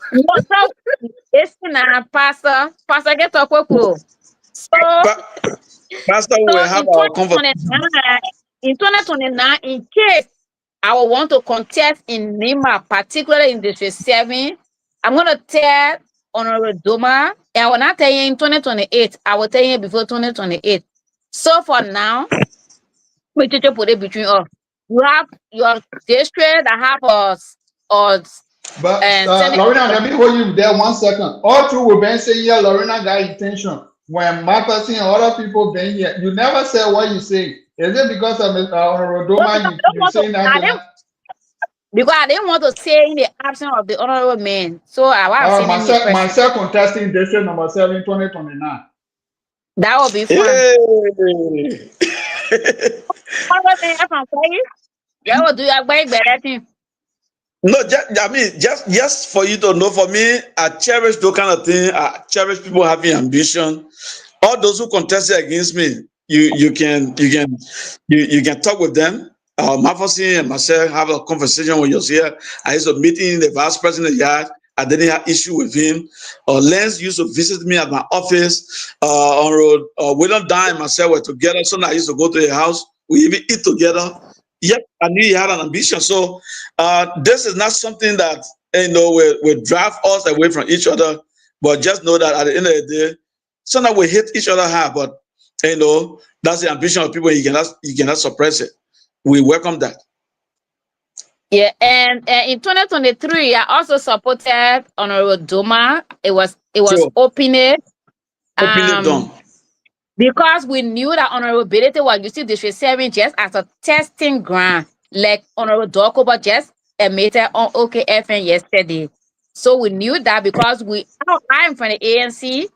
So, and then I heard that from many ANC executives who were gossiping, and someone else they were telling Mr. Cummings was not believing it. So I knew you were looking for a testing ground. So we said, if we do this, we'll be making this mistake. But I'm grateful to God that everything that was said to the people of District 7 and they talk, we were just talking because we wanted to talk.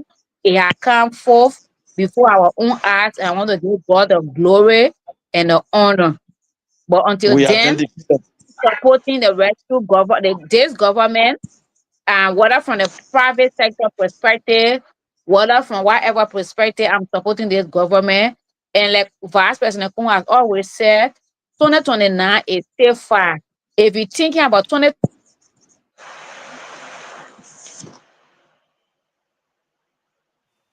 yeah, man, Lorena Drabo. So be living left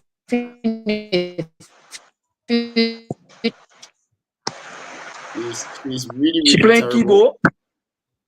John, that a guest speak. Lorena can be here. Be talking about ambition all the time when the guest is in here.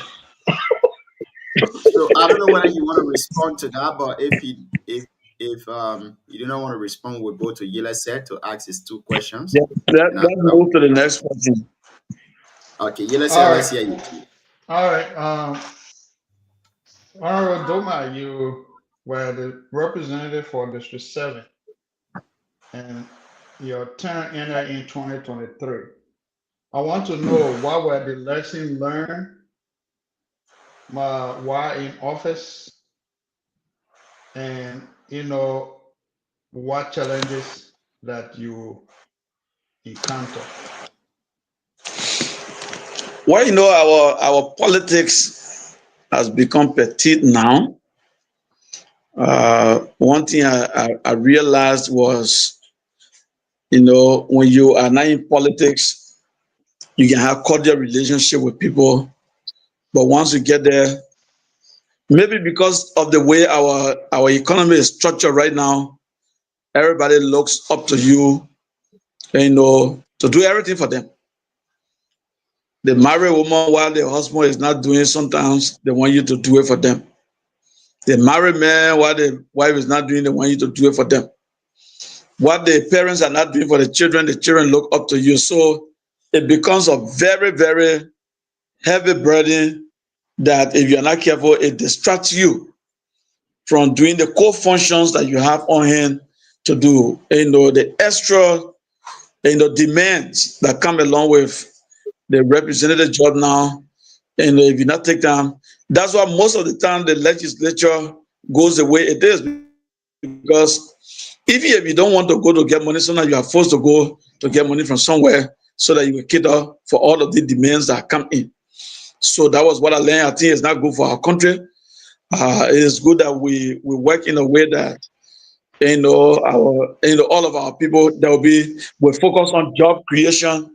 So a lot of people will have jobs, to cater for their families. But the interesting thing is that even people who are working, making very good money, you will see that families are still coming to you, discuss them that they are not giving them the attention and they want you to help them. And once you don't help, even if you help the first time, if you don't help the second time, you become an enemy to that person. There were children that they dropped from school, they came by, encouraged them, put them in school, they completed, and they were my opposition. So there are a lot of things. These are the aspects that we all need to create the awareness so that we let them know that the lawmakers, yes, they can help us because we are their supporters. They can help all of us because we are the citizens, but it should not be a demand. Actually, most of the time people think like, you must do it. And if you don't do it, you become their enemy. Even if you are going hard for them, you become their enemy. So that was a very great lesson that I learned. And even sometimes when people call to complain about people they just elected, I will tell them my own experience, and they will agree with me. I say, yeah, if you sit down and just discuss that person, the person that might come after that person will be worse for you. So it's good you appreciate the little that the person is doing, than expecting so much that that somebody will just kind of impress you one time. And again,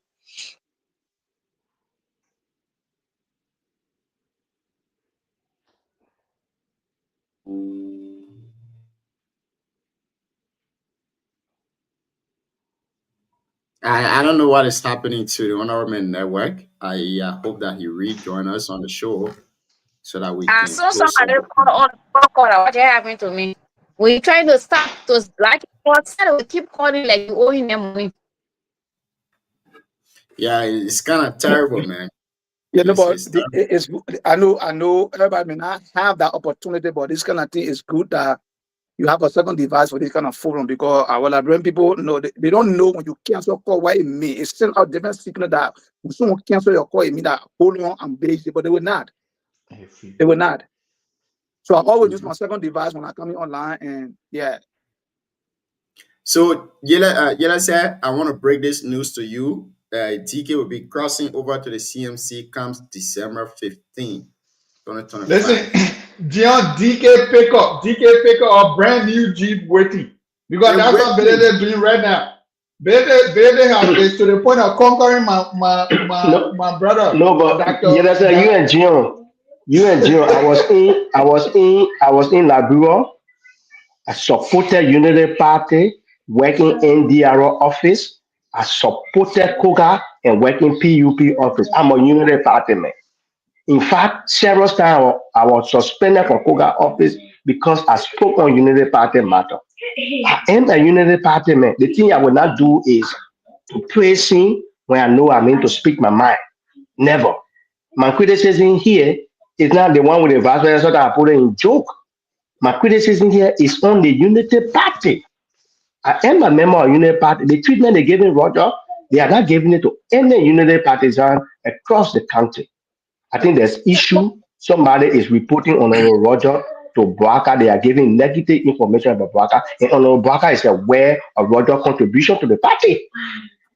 He's aware of Roger's contribution to the party. Roger and other folks who supported the party, who maintain the image of the party in the country. When others were celebrating and whining and dining with George Weah, Roger were the one who maintained Unity Party image in the country. And so I will speak as a Unity partisan. Hey, bro, Belete is a very good big brother. For Belete to come to my house, he called me and said, dude, I will visit you. And he did. I respect him for that. In my living room, I told Mr. Belete, I said, I'm a Unity Party man. We joke. He said, I respect you for that. We joke. I'm not. I'm a Unity Party man. That's the same thing I told my man, Dr. Hulule. When I saw him, I called him and said, my man, I hope you're not trying to silence ANC and say, my man, lead our story. I said, better to come up, people will pick our Jeep. You come here and take out that. And beyond that, me tell you today, if you want to, if you are not strong, avoid Belete. That's the what I'm guy saying. is good. Yeah, the guy is good. He know what he want. And when he promised that he will do this, he fight to maintain that. He was really basic. Everywhere Belete went here, they were having a meeting with him. He will always maintain that I had to see DK. I had to see DK. Everybody was like, they man say he will come to you. I said, that man promised me for Labrador. He came in my living room, gave myself joke. I told him to, I'm a Unity Party man. And that's it. I respect him for that. Let me, can I make a point? And Belete not bad man. We let him Nima. You keep pushing other people, they can go to Belete. The pastor will make a point, but I want to ask this question to either the pastor or either I can answer the question. Which one of the person in the Bible, the disciple that Jesus visited a house, and while they were sitting, a lady came to cry on his feet? I want to set an example with DK quickly before you come in. No, Becky, I got that question for. Y'all answer the beginning.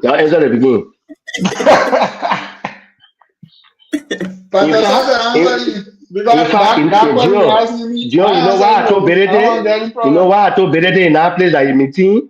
I told Belete about Marcus and Roger. I said, if they keep, the Unity Party keep draining no men and not getting anything. Do you consider those people? The only thing Belete says is tell them to join my party. If I tell them to join my party. Let me get CEO, thank you. Let me just say this. You know, I hope he comes back, but unfortunately he left. Maybe he will come back, I don't know. But you see, I said something the other day, my first time appearing on this show. If you think your role is better, my own role too is better. If your criminal is justified, my criminal will be justified. If we want a better Liberia, we should put on a conscience that have the framework of the future of the Liberia that we want. All right? If this man imagination for our former honorable come here and be dangling over the reality, because when he speak, apparently they will hear him, and why he's trying to get, he will not get. Look, anybody who are qualified and who have governmental ambition in this United government should not be begging for job. Should not be begging for job. When President Boakai is all over the place looking for Lofians to get a lucrative position in this government, Nibade should be running behind him for job. When Nima was giving him 80%, 90% of their vote, Lova was giving him 70%. But check the cabinet ministers today. Check state-owned enterprise heads of authority. Check the central bank. Check the finance minister. Check all these areas. If I will check cabinet minister who are Nibadian, if I read through them, maybe that mistake. And we come on the show and we'll be trying to be dancing around the reality. All right? United Party are choose to do what they did. He also sorry, Pastor. Yeah, so Honorable Duma is not here yet. I think maybe you can call him to rejoin us so we can end a conversation with him. Then we would just do our post. I mean, when he come, the pastor. No, why the honorable man stay away? We need to keep the conversation going. Because I called him twice now, and then I'm not getting him. Maybe so I don't know. The first time he went off, I called him. Say, you say you going to now? Yeah, the District 7 people. You see, yes, so like I was saying, even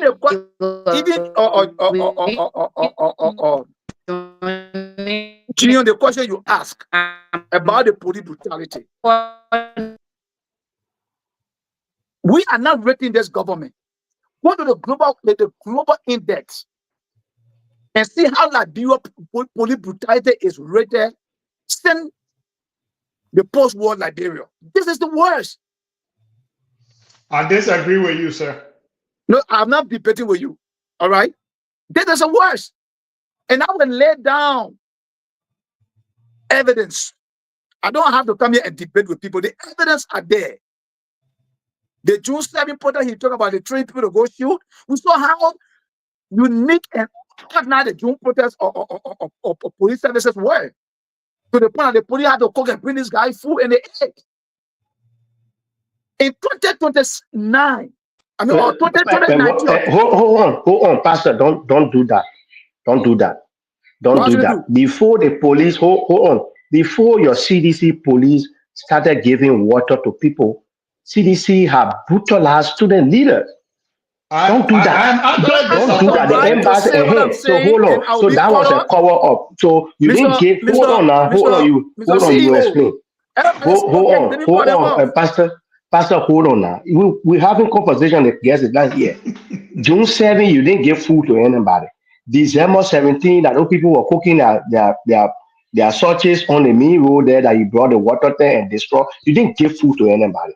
The protest of the University of Liberia students that Susu was manhandled, naked, and disgraced at the embassy released. You didn't say anything.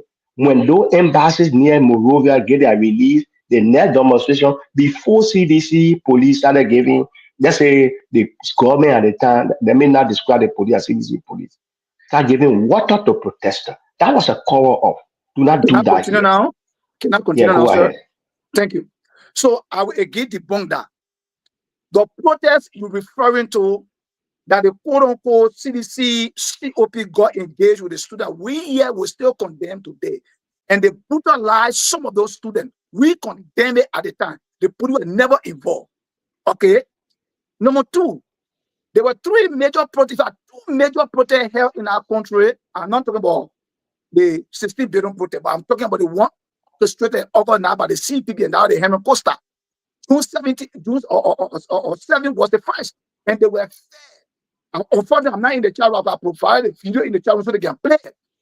In November, I mean, in 2019 or 2028, between the president, we were driving to work. When uniformed students got on the road and blocked his convoy, President, we have stopped and disembarked for a convoy and spoke to those students. You and I were here a few weeks ago when uniformed students got on the street demanding for wages of their instructor to go to class. What happened? See, oh, you are here. The videos are all over the place. These students were brutalized beside that university of protest. Let me consider to play the devil advocate. Let me consider the university protest you prefer to happen. The thing you saw in your weapon of our government that you saw it. We have to be fair. What I'm trying to say is, sure, I'm not at that time to say CDC was bread and butter. But for our honorable to come here and say, oh, you know, the vice president helping me. Should anybody who is qualified in this regime go through this? No. So for me, I think it is wrong. And we as opinion leaders, we are educated people. We need to come here and speak the fact. That's way we helping our society to become better. But they or shield each other. If you ask me now what the CDC do right here, here to come or defend the run at CDC, they I have criticized. Both in my chat room, outside my chat room, I have criticized. But what I'm saying is we should not come on this kind of platform and try to shield the reality because we think that when we speak out politically we'll be disenfranchised. That's the point I'm trying to make. Gian, you know, Yeah. I don't know, all right, to a point. Our pastor is not being sincere here. If we're talking about rating the police brutality in Liberia, the past regime was the worst police we ever had in Liberia. Currently, not everything in Liberia is bread and butter. But if we're talking about a police institution that is striving, is the current Liberian police force. They are not doing 100%, but they are doing to the greater extent. But it never happened in the past regime. We have less brutality, less for all brutality that took place in the CDC regime. Don't just say less than. No, Pastor, you gotta give a chance. It is glaring. We're talking about June 7 protests. Not even that protest. A lot of activities. You saw how Liberian citizens were treated on the street of Monrovia and other part of Liberia. It is not. I mean, it is not a secret. Let us not be blind in supporting or advocating for our party. But let us, where the fact belongs, that place it right there. If you weigh the two institutions right now, the past regime police was the worst and they were classified as regime police. But now with this one, they are not 100%, but they are to certain greater extent. They still have their butt, but they are doing exceedingly well. We can see the genuineness in this current police force. Though there are some that they are not, that they do, the public criticize them, and they take the whole criticism into good faith. But now with the past regime, you can never go stand before the former RG. No, they were totally a partisan or regime police force we have back then. Now with this one, I disagree with your point, sir. Thank you. Madam Larina, let's give you the opportunity. I think Honorable Doma will not rejoin. I don't know. Yeah, he's saying trying to get that on. That's what he said. I thought I guess talk to you. So you know, people who are diplomatic, even as politicians, but they still, you know, maintain the posture of a diplomat, you know, the expression and everything. When they are speaking near people who are used to aggressive way of doing things before people can know there is some problem, you always think you're not being factual. So like the same way one Vice President Kun appeared on VOG yesterday, who had a lot of people say, oh, they make her lying, yeah, pretend they can say he humble with this and that. But why y'all wanted them to say that he didn't say that your verse? So the same way the oral man has said that he has a cordial relationship with the president and the vice president. My brother on Zoju, my own Zoju, he said, no, the other man was supposed to say, Bwakana wicked old man. Bwakana correct, you know, because that's the kind of tools seditionists are used to. They are used to shouting, they are used to people, just, you know, I always say on this show and everywhere I try to engage with people when it comes to advocacy. If you miss your target and your audience in advocacy, you lost relevance. Roger knows his target. Roger knows his audience. If he has issue with employment, he knows who to go to. And that person, he said, usually call him and they meet and they discuss. And he said sometimes when the protocol giving hard time to meet the president, he calls on the vice president. Vice president say, come over, let's go, or let's meet this place, and they go to the president. Those are his audience. Those are his target. His target, and any sedition panelists who want him to be screaming on the top of his voice. Roger, even as a pastor, he doesn't scream, he doesn't yell. He just relax and talking. Because he talking from the place of truth, from the place of, informed decision. So he doesn't have to scream to show one power. So when you say you feel disappointed because you're looking for a job and this and that, Roger is a very qualified man. I don't know what they were here for the intro to hear his background. He's a very qualified man that he can go in the private sector and it will be like a hot cake. So, DK said, Roger, myself, I contesting against it. But I think you can see many times I have rated on my Facebook page the issue of Roger. And he's somebody who said, Lorena, I thank you all for your support and your concern. But as a pastor, as a preacher, I believe in God's time. I believe in I going to the health ministry. Maybe my political career or my professional career who have been messed up. And I want to believe that because I go to the ministry almost every day. So I want to believe that God was saving him for a better thing. So he doesn't have to come on here and scream and yell and express how disappointed he is and XYZ. If he has those things to say, he will say to the president or his brother, the vice president, because he knows his audience and he knows his target. His target, not any Facebook viewer that put money on that data to watch and get news to go carry to blocker. No. So I'm sorry that you are disappointed that the honorable man did not say the way the way you are used to.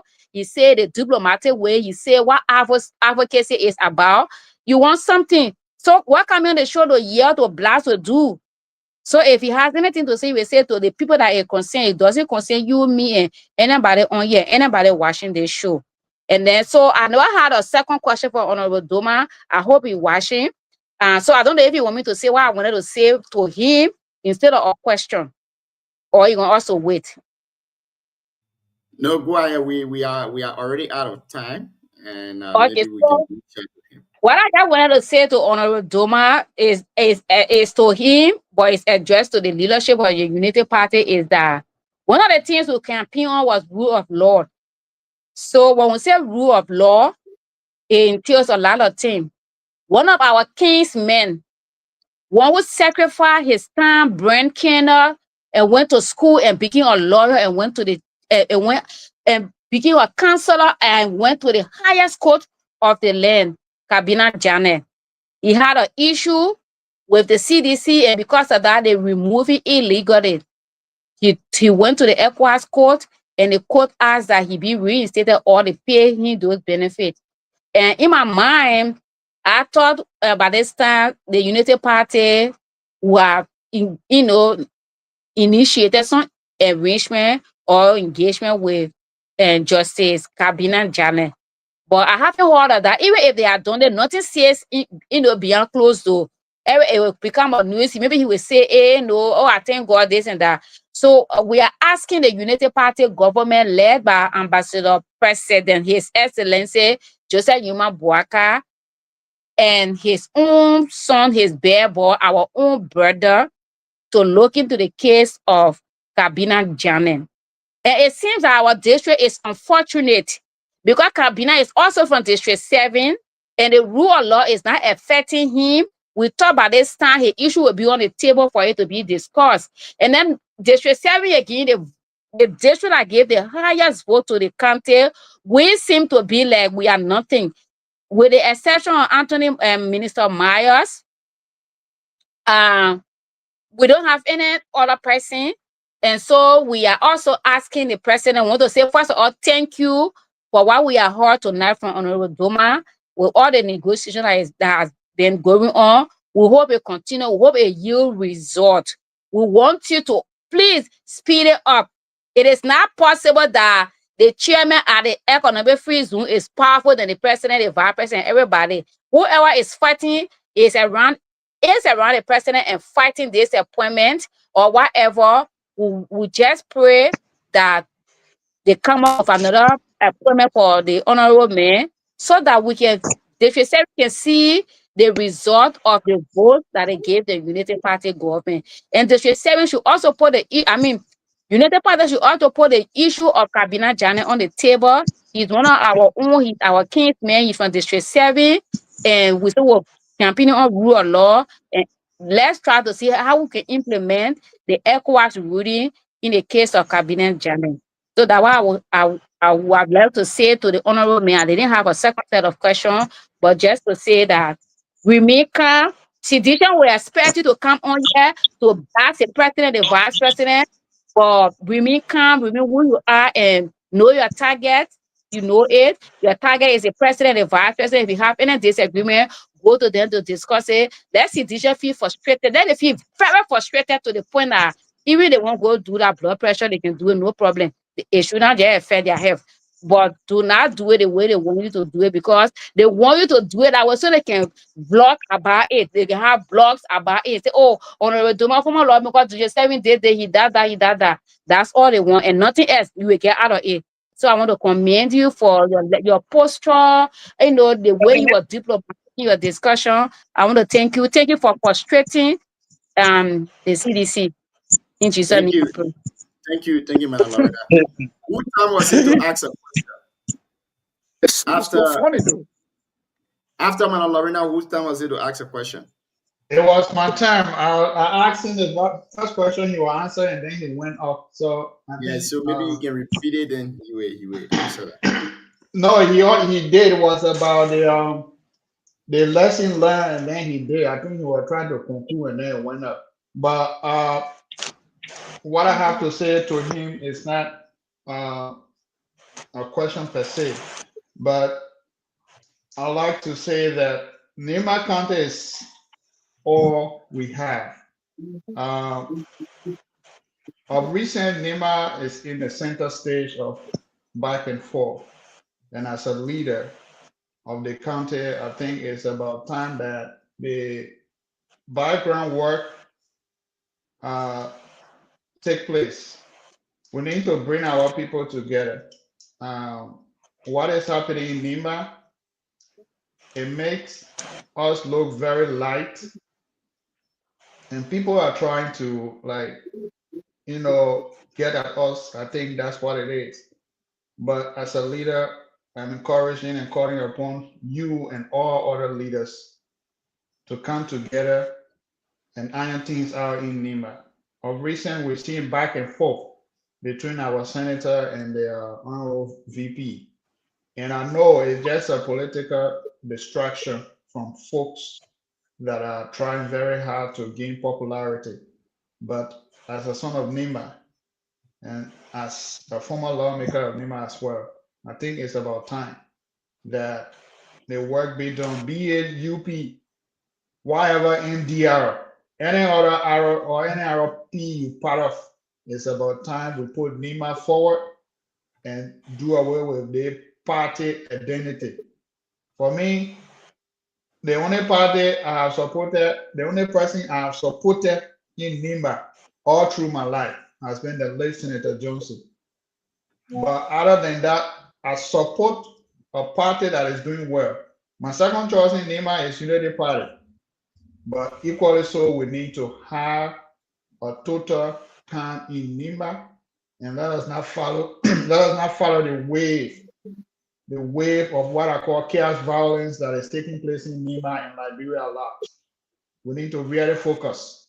So as a leader on Rodoma, if you have any form of leadership activities, I think it's about time that the work starts. We shouldn't wait for 2029 to say we're uniting Nema. We got to start uniting Nema at this stage to be able to cover that. And lastly, Bay, District 7 is an area that needs to be united as well. There are still a lot of wounds within the district, within the community. We need to settle that as well. And I will conclude on this note. I am not taking part in any election. I am not contesting. I just wanted to pull your legs earlier. So District 7, I am not contesting. District 4, I am not contesting. Thank you. Anything you just said at the end, I'm not contesting. You don't trust it. The inland people, they are very good at putting Kennedy out. You don't trust them. Generalization. So anyways, all right, Dova will give you the opportunity to respond to Yela said then Pastor Well, Success. yeah, thank you, Yelese, for that comment. I think for me that's my focus. I think Nimbayans need to know themselves and to come together if we are to achieve anything in Liberia. Other than that, would always be used in bits and pieces, which will not benefit us. But one thing I know is that the current breed of leaders we got in NIMBA, most of them, got their minds made up to ensure that NIMBA can benefit from national governance and even the resource mobilization in the country. So we will continue to engage just as we have been doing, so that those who have issues can come together. Those who have NIMBA at heart can come together to make sure that all of us can work in the interest of the county. I sincerely believe that the effort, with what is happening in NIMBA Kwado, the group that Honorable Tingba is heading, they will all come together to talk to people. We just all need to be genuine about and intentional about what we are doing in the interest of NIMBA County. And for me, we are here, we'll continue to talk, so that people can come together. And I always told people, this is a government that, for example, the 3 heads of government, are people that I know personally that I don't need security check when I get to their places. Or the first 4 or 5 powerful persons in this country, I can get to their houses, I can get to their offices, and I don't need to be checked. So if that can be done, that means I got no reason of castigating the Unity Party. Besides that, I think the party is working. This is the first time in post-war Liberia that we still got car, vehicles running, throughout the country. Goods and services have been delivered on time. So it means that they are intentional about what they are doing in the interest of the country. So I think when you support government, it's not just about yourself. It's also about the country. If the government is delivering, then you got to give your support to them. One day that support will reflect on you as an individual. So with what they are doing, we were in the CDC government, we're visiting in the offices. We know how dark the offices used to be. Some of them were very bad off. But if you see, almost all of the government offices are being renovated so that they can look presentable. And then when you have foreign guests coming and going to the offices, you will not feel ashamed. These are some of the efforts that the government is making, and I feel very proud when I go to the places and see the kind of work going on. So yes, we still got a lot of work doing.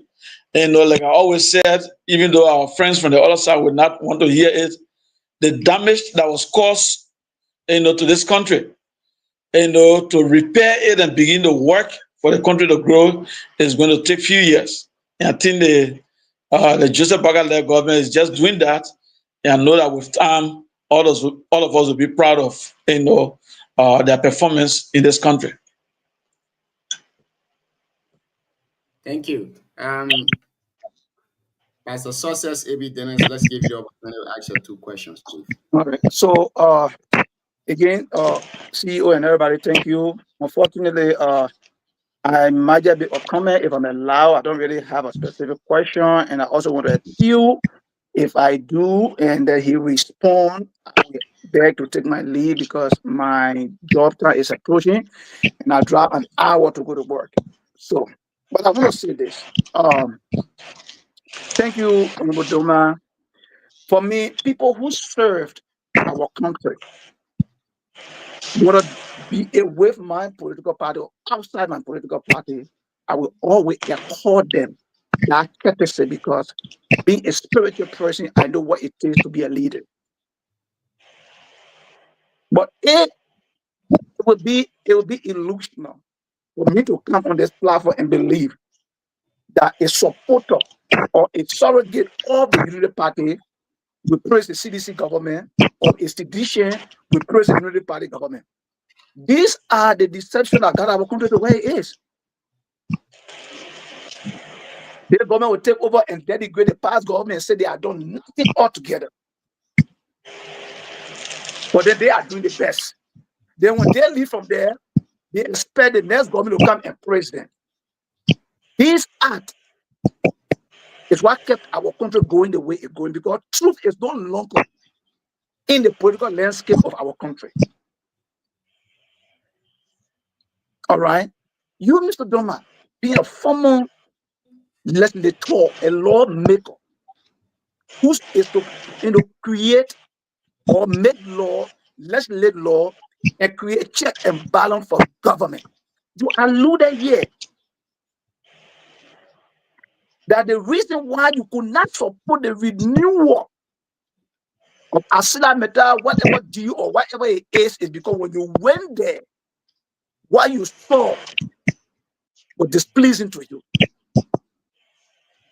You, the same Mr. Doma, with your eyes watching and your ear listening, your city president went to Asila Metal and said they are doing excellently well. Just on the man. What is this happening to me? Right? I don't know how you can compromise that. Besides, the point I made when you were not here and said, Lovino tried to attack me, I will not go after her is, look, it is unfair to our county. Did I support the Unity Party? No, because I know they are not the best for the country. But they must counter overwhelmingly vote Unity Party, yes. Amen. That means crying, the godfather of the county before he dismantled, so rest in peace. Wasn't all over the place crying of how you were helped with the president was not answering your phone any longer. The vice president never had a working relationship with him, and they were giving all the jobs to Lofians and people who did not even contribute to the presidency. And when we come here, we talk, people will come and attack us and antagonize us and stereotype us in the name of being belonging to CDC or whatever. We're not going to give credence to those things. We will speak to the reality. We will speak to what the facts is. And if they like it, fine. They don't like it because the true way help our country. All right? We as CDC condemn certain error of CDC yesterday. And if we did CDC, we'll condemn the Unity Party today and we'll praise them if they are doing certain good. So to end, my honorable representative just said, when you went to CDC offices, they were dying. But in CDC regime, again, he celebrated some infrastructure that was built, some headquarters, some offices that were built to take government from rented building and to the court that they were in. Example, the NSA building. You were being a lawmaker, you were sitting when that building was constructed. And many other building. CDC is the only party that built 5 referral hospital. You know about it, but you still come here and denigrate the CDC. CDC have errors, yes. They make mistakes, yes. But where they did well, be honest, say it. So that other people be honest and talk about Unity Party or Unity Party, good way, and they are doing it. And that's how our country will move forward. With that being said, thank you, and I wish you the best in your endeavor. God bless you. Thank you. Thank you, my fellow never pastor. spoken about a good Unity Party day. Then you expect somebody to talk about a good CDC. The only correction I want to make here is that, say, I will express my opinion. Saying what you're saying doesn't mean that's a fact. Don't say I will say the fact. I will express my opinion. Once that's your opinion, nobody is going to hold you responsible. That's what you think. But expressing it doesn't mean that's a fact.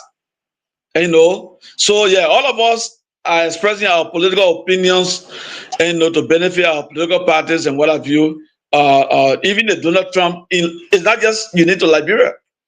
Trump will always, try to denigrate, Joe Biden and other people and what have you because he wants to take credit for his government. So I'm under obligation to also do the same, to express my opinion in similar fashion.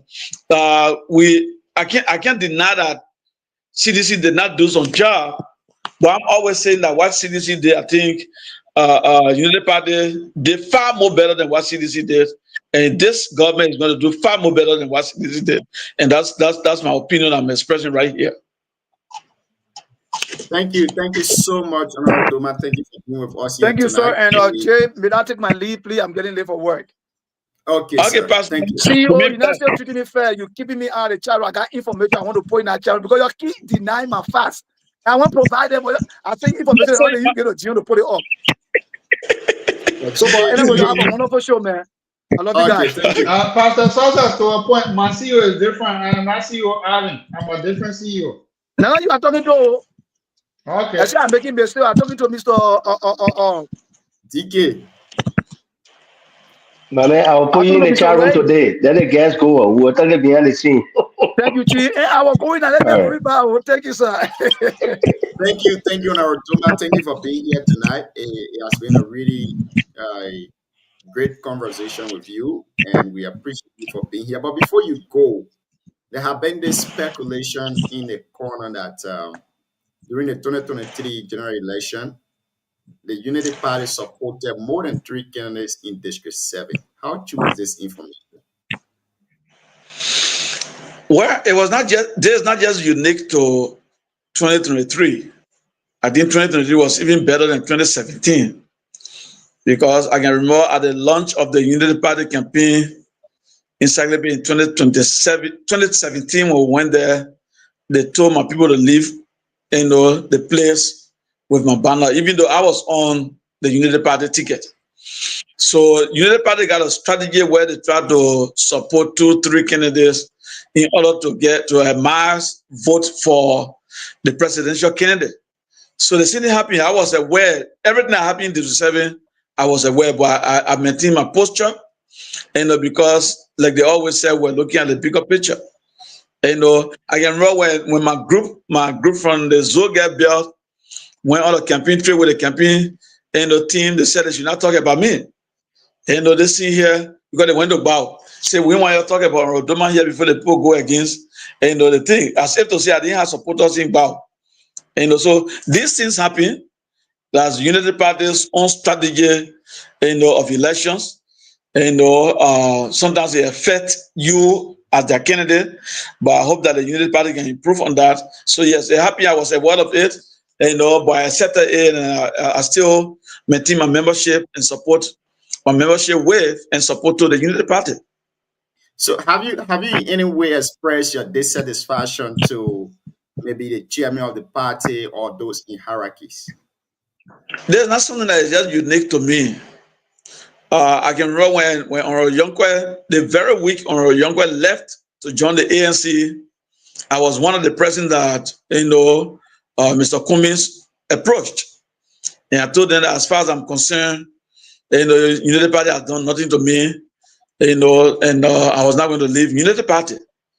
The party executives were aware that I was being invited by Mr. Cummins. Similarly, CDC invited us to leave, and I insisted. So these are things that have been happening. One reason that Honorable Yonkwe gave that time was, he was fought in his district and once he cannot stay with the Unity Party. I said, well, all of us went through this. That's that political strategy. I don't think we should get disappointed to leave the party. Let's support the party. So there's something that has been done, across the country, and I hope that the Unity Party can improve on in the next election. So with all of this fight that you've been enduring, John, go ahead, because I wanted to ask a question for what he said. With all of the fight that you have been enduring, from you being, let's say, supported by Unity Party, and also having another candidate on the side supporting them too as well, you being appointed as Deputy Minister of Health and being fought by other partisans of the party, do you think in the long run, if this continues, you will stay with the Unity Party? Well, I just told you 2017 what I went through. I had the opportunity. I was a lawmaker. Sitting government was chasing me. Other opposition political parties came in with promises, and I rejected to stay with the Unity Party because in my mind I feel that they had a better platform. I don't just look at the opportunity or the treatment. I look at the platform that you have. Because of the platform that the Unity Party had, I decided to stay with the Unity Party, and that's how I ran on that ticket again in 2023. Up to now, I'm not still regretting my support to the Unity Party, my affiliation with the Unity Party, and I will remain a partisan of the Unity Party. And except where they say no, we can't work along with you. Now you got to find another political party. Then you move on. I know there are people, even currently. There are a lot of people who approach me, oh, the treatment, you're getting treatment, you got to leave and blah, blah. I said, no, I don't think all of these things are good to build you up as a leader. Leadership got a lot of challenges. So I believe that these are some of the leadership and build-up processes that we are going through, and I don't have any problem with that. I still remain with the Unity Party. Great. So will you also say that Unity Party supporting more than 2 candidates in the 2023 election also contributed to your defeat? I just said 2017, that was done, and I still won. Yes, so, but it was also repeated in 2023. I earlier told you that what happened in District 7 was massive trucking, that caused my defeat, and that was aided by the national government. So I don't think with all of what happened, it still resulted to my defeat. I think my defeat resulted to massive trucking that was done in the district. Thank you. DK, I think you wanted to make a point there. Let's hear you shortly. Then we'll go to Madam Lorena, and then we can take leave of the honorable. So, yeah, so like I said, sometimes I know Mr. Doma is very professional, but sometimes when you explain it, he will always indict the very party, and he remain very, very consistent with that. For a party that you support to put 2-3 candidates against you and even deny you of your banner to appear, and you say, oh yes, you stay committed to that party and not voicing anything there out, then the treatment they are giving you, you approve it. Now, to the issue of Honorable Nyonkwe that you spoke about. Let me just say this. I don't think it is a party policy. I think this is a local politics that plays. People who are in the executive of the party, maybe at county and district levels, they owe their allegiance to other people. You go through the primary or whatever means, and then you are on the ticket. And some people say, no, I don't care what happened. I can't. It is a matter of party members' commitment to the party. And all I'm teaching everybody is that no matter what the situation is, we have to remain committed to the party. That's all I'm teaching here. So I don't think it was something, it was a National Executive Committee and a decision or endorsement that we have to support. All of the people we're talking about, they run on different political parties, and those parties pledge their support to the Unity Party. So the people move there and run on the tickets of the parties. But sometimes the leaders of the parties will kind of say, okay, we are supporting the Unity Party. That's what happens. And all of these things happen in politics. We just got to get used to it.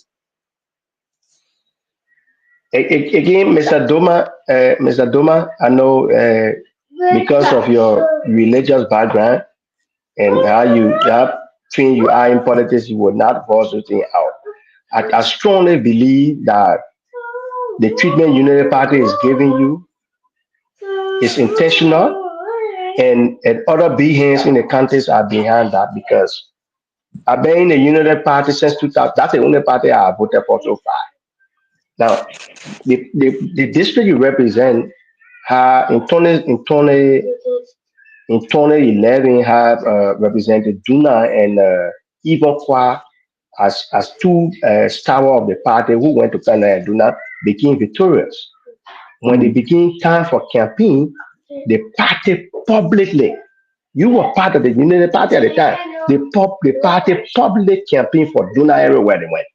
I was part of that campaign in 2010, 2011. But in your case, I'm hearing something different. And in Larry's case, popularity. Yeah, that's what I'm saying. Most of the things are individual decisions. maybe sometimes you go and impress the party that, yes, I'm going to campaign for the party from top to bottom, and then you are put in the position, and then at the end of the day, you got your own agenda. You know, like the secretary man campaign team, they publicly campaigned for me all over. They were all campaigning for me, you know, and encouraging, and you know, the Wigbai district, you know, we performed excellently, you know. So that's what I'm saying. These are individual decisions. People take their individual, you know, feelings, you know, convictions into party politics, which should not be done, you know. But that's the kind of country we have. You know, so that's why I'm also suggesting. I hope that in the future, the party will be able to pass on the caveat that, oh, if you are heading our campaign team, you got to, you know, campaign for all of our teams. You know, honor mannings in politics is a number thing. Thank you, Madam Lorena. Let's hear you.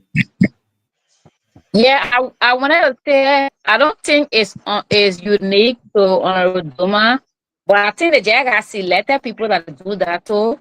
And I don't also want to believe it's unique to NIMBA, because the by-election are now Senator Daba Bapla took part in, Pula Fofana took part in a by-election, and the both of them are United Party partisans, and United Party had the two people in, you know, and that even caused the defeat of the two ladies. So I think United Party, I think they just look at certain people, you know, like he said, it's not like a party policy, but they just maybe certain county executive or set they just, I mean, they just selected people doing it. And I think it's a wrong thing because like for example, in the ground by election in Nima City, they have 4 candidates on Walafi and them. So doing the same thing too, it just bad. Even in 2023, Honorable Duma was not introduced or presented to the people as the candidate of the rescue mission. That wasn't done.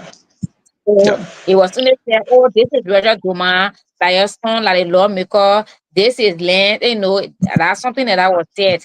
But unlike in the 8 other districts, the candidate on the rescue ticket was, you know, was presented to the people.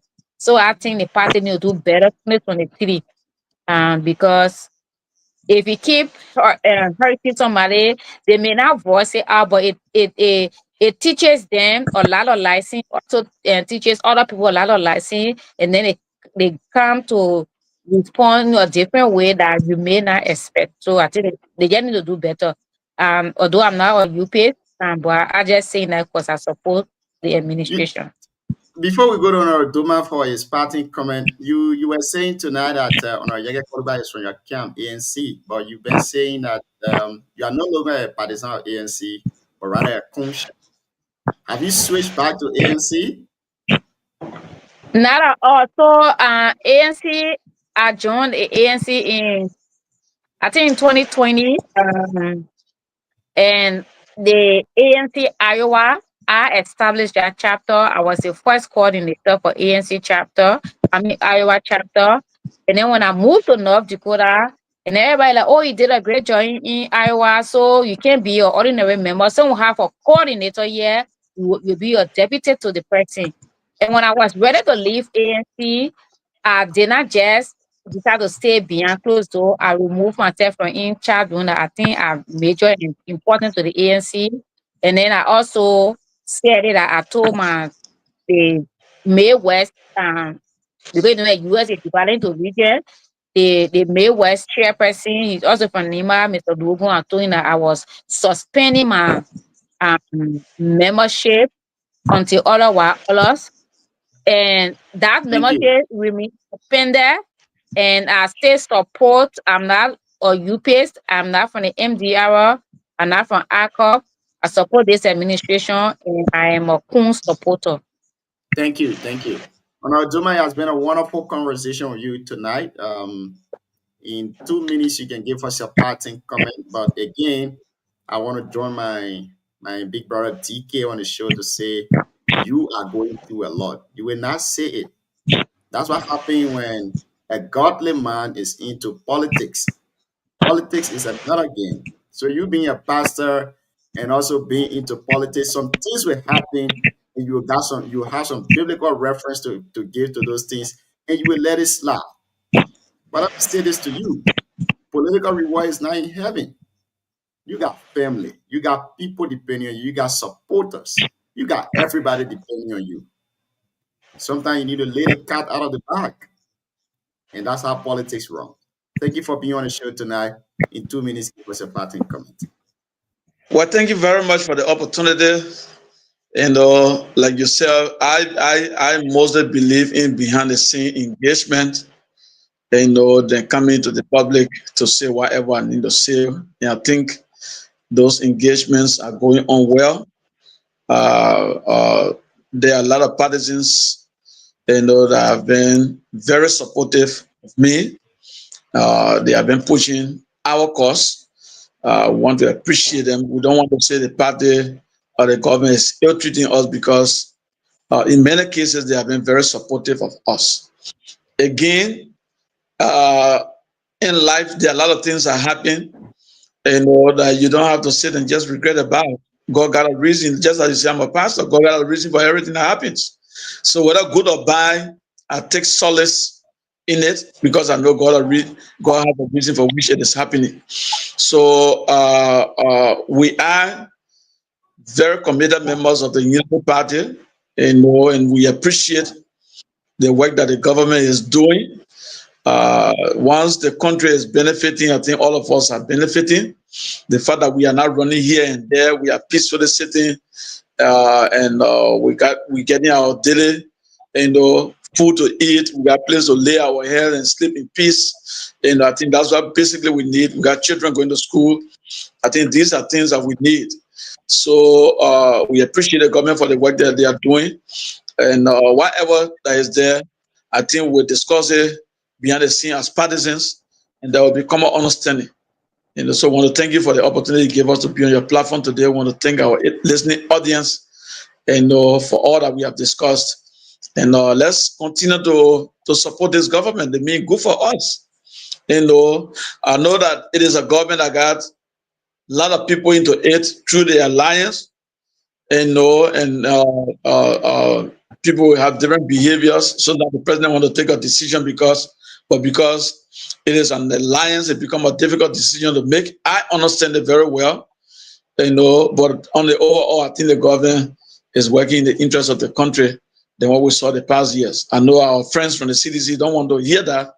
I was in the CDC government as a lawmaker, opposition lawmaker, and I know what we went through. But I think those who are there, they are blessed to be under this kind of mature leadership that is not hasty to take decisions or to revenge on people. But they are working with everybody to ensure that the country move forward. Thank you for the opportunity. I really appreciate it. Thank you. Thank you so much for being here tonight, Honorable. Take care. Thank you. Yeah. Thank you. And so, folks, Honorable has been here tonight, and you listen to him keenly. I think we've done with almost most of the analysis of the show, but we still have to come back. It's tradition. So we'll start with you, DK. Lorena, let's give you 1 minute. No, that woman that the government apologies, so it's better when we respond. Then she talk, but then I'll go ahead. Then we'll. Yeah, when she done, then we'll deal with her. Go ahead, Lorena. Let's give you 1 minute to do that. Yeah, so it was a good show as always. Mr. Honorable Doma is not just a politician, he's a preacher, and then he's a professional person. And then maybe he got some level of diplomacy in his professional training, I don't know. Because he didn't sound like a typical politician. And that's why my brother, the pastor, was frustrated because he told Honorable Doma, who have said, I'm not working and my district get the highest vote and they're not giving me a job and this government is there and the government is that. So I think he kind of felt frustrated. And I know other citizens and people watching, they are also frustrated that Honorable Doma didn't, scream and blast at the at the government, and that is because Honorable Doma knows his target. He knows who his audience are. So if I want to market my product for people in Zambana, and I want to use social media as a medium of advertisement, I just pour in data. I better use Radio CKP. I better use, all the radio stations around there as the medium of advertisement. And it will go in the community, give some of those products to people, So what I'm trying to say is that if you want it, Honor Doma he deserves a job in this government.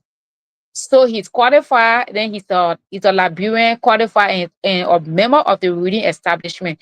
So coming on the radio and writing and saying all kinds of things means he has made his target, he has made his audience. So that's what he just did tonight. And I also want to say that the issue of Justice Kabina Jammeh is serious.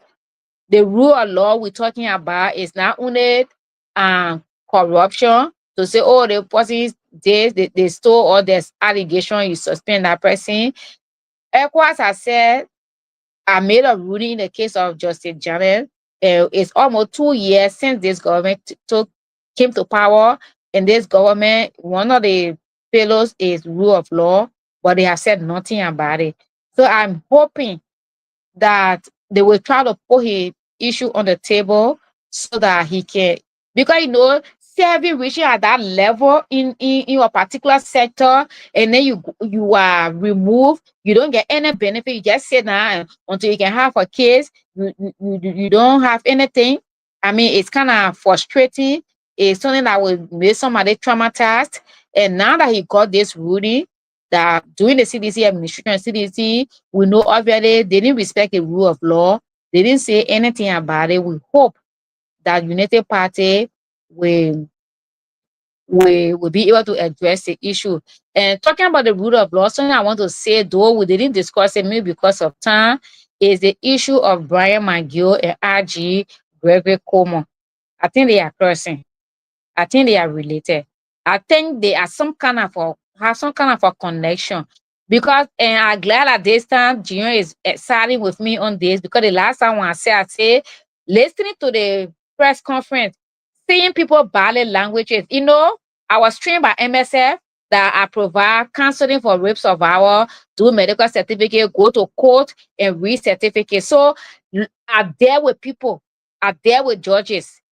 So looking at people, how people are looking at each other, in a very conference room, I knew the case of compromise. It was being compromised. I said it, but you as a law student, you say no, that a rare procedure. Now I don't know that a rare what, maybe that they want a rare method in now. So I'm very disappointed in the RG. And before the press statement today, Brian told to a Facebook page, thanking his friends, his supporters, and the international community, international partners for praying for him. Which international partner you were talking about are praying for him? So then today, now that press statement, I said, okay, but that and stuff America, then it was just clear that the whole thing, it would just go as it is and just that. And if that happens, that's going to give the government a very bad image, something that they will fight to address in 2029, and they may not be able to win that argument, because in broad daylight, a certain deputy minister allegedly damaged the life of a 14-year-old girl, and then the president did the right thing, suspended him, and the police said, no, he's one of my kind, tomorrow I could also rape, so I have to protect him. And he decided to protect him, and he's protecting him. I'm frustrated. I'm disappointed. I'm not surprised, because I already saw it when they had a stage press conference. That's what I would like to say tonight. And we hope by the end of this month, Honorable Doma can get an appointment to a better place that he deserves. He qualified even more than the deputy minister than around here. So why is he not working? So thank you. That's it. Thank you. Incoming CMC Partisan DKY, welcome, Chief. Thank you, John. You don't know that Honorable Belete even black me. He came to my house and he said, "Boss man, please unblack me." He said, he now unblacking me. So I've been giving our big brother hell. So You were not saying black me or 2023. So you yeah, say argue. You really can yeah so black that you man black me long time. That man black me long time that I was doing politics with him. So beyond that, at least I have a relationship with him. Even our disagreement, Belete is our leader from the country. So I respect him. But with me, a member, a due paying member of the Unity Party, I don't have any party. Before that, and Lorena, then I can suspend their membership, go and come back, and they be in neutral gear and come back. No, I remain a Unity Party man. But yeah. I'm not in yeah, New York. but I'm you see, full supporter. cannot turn her, cannot turn her. You are talking, we not say That anything. was the black You are a Kun, people. yeah, you are a Kun supporter. But here is a hypocrisy where you people that can be supporting individual. Vice President Kun is the vice president of Liberia. Vice President Kun is a son of Nima. We have been thinking this son about Cabinet Janet. You meet him every day. You are a strong supporter. You guys that have a ear have never tell him to make a decision. That thing you guys can say, oh, he's just a mere vice president. No, he's a decision maker in the government.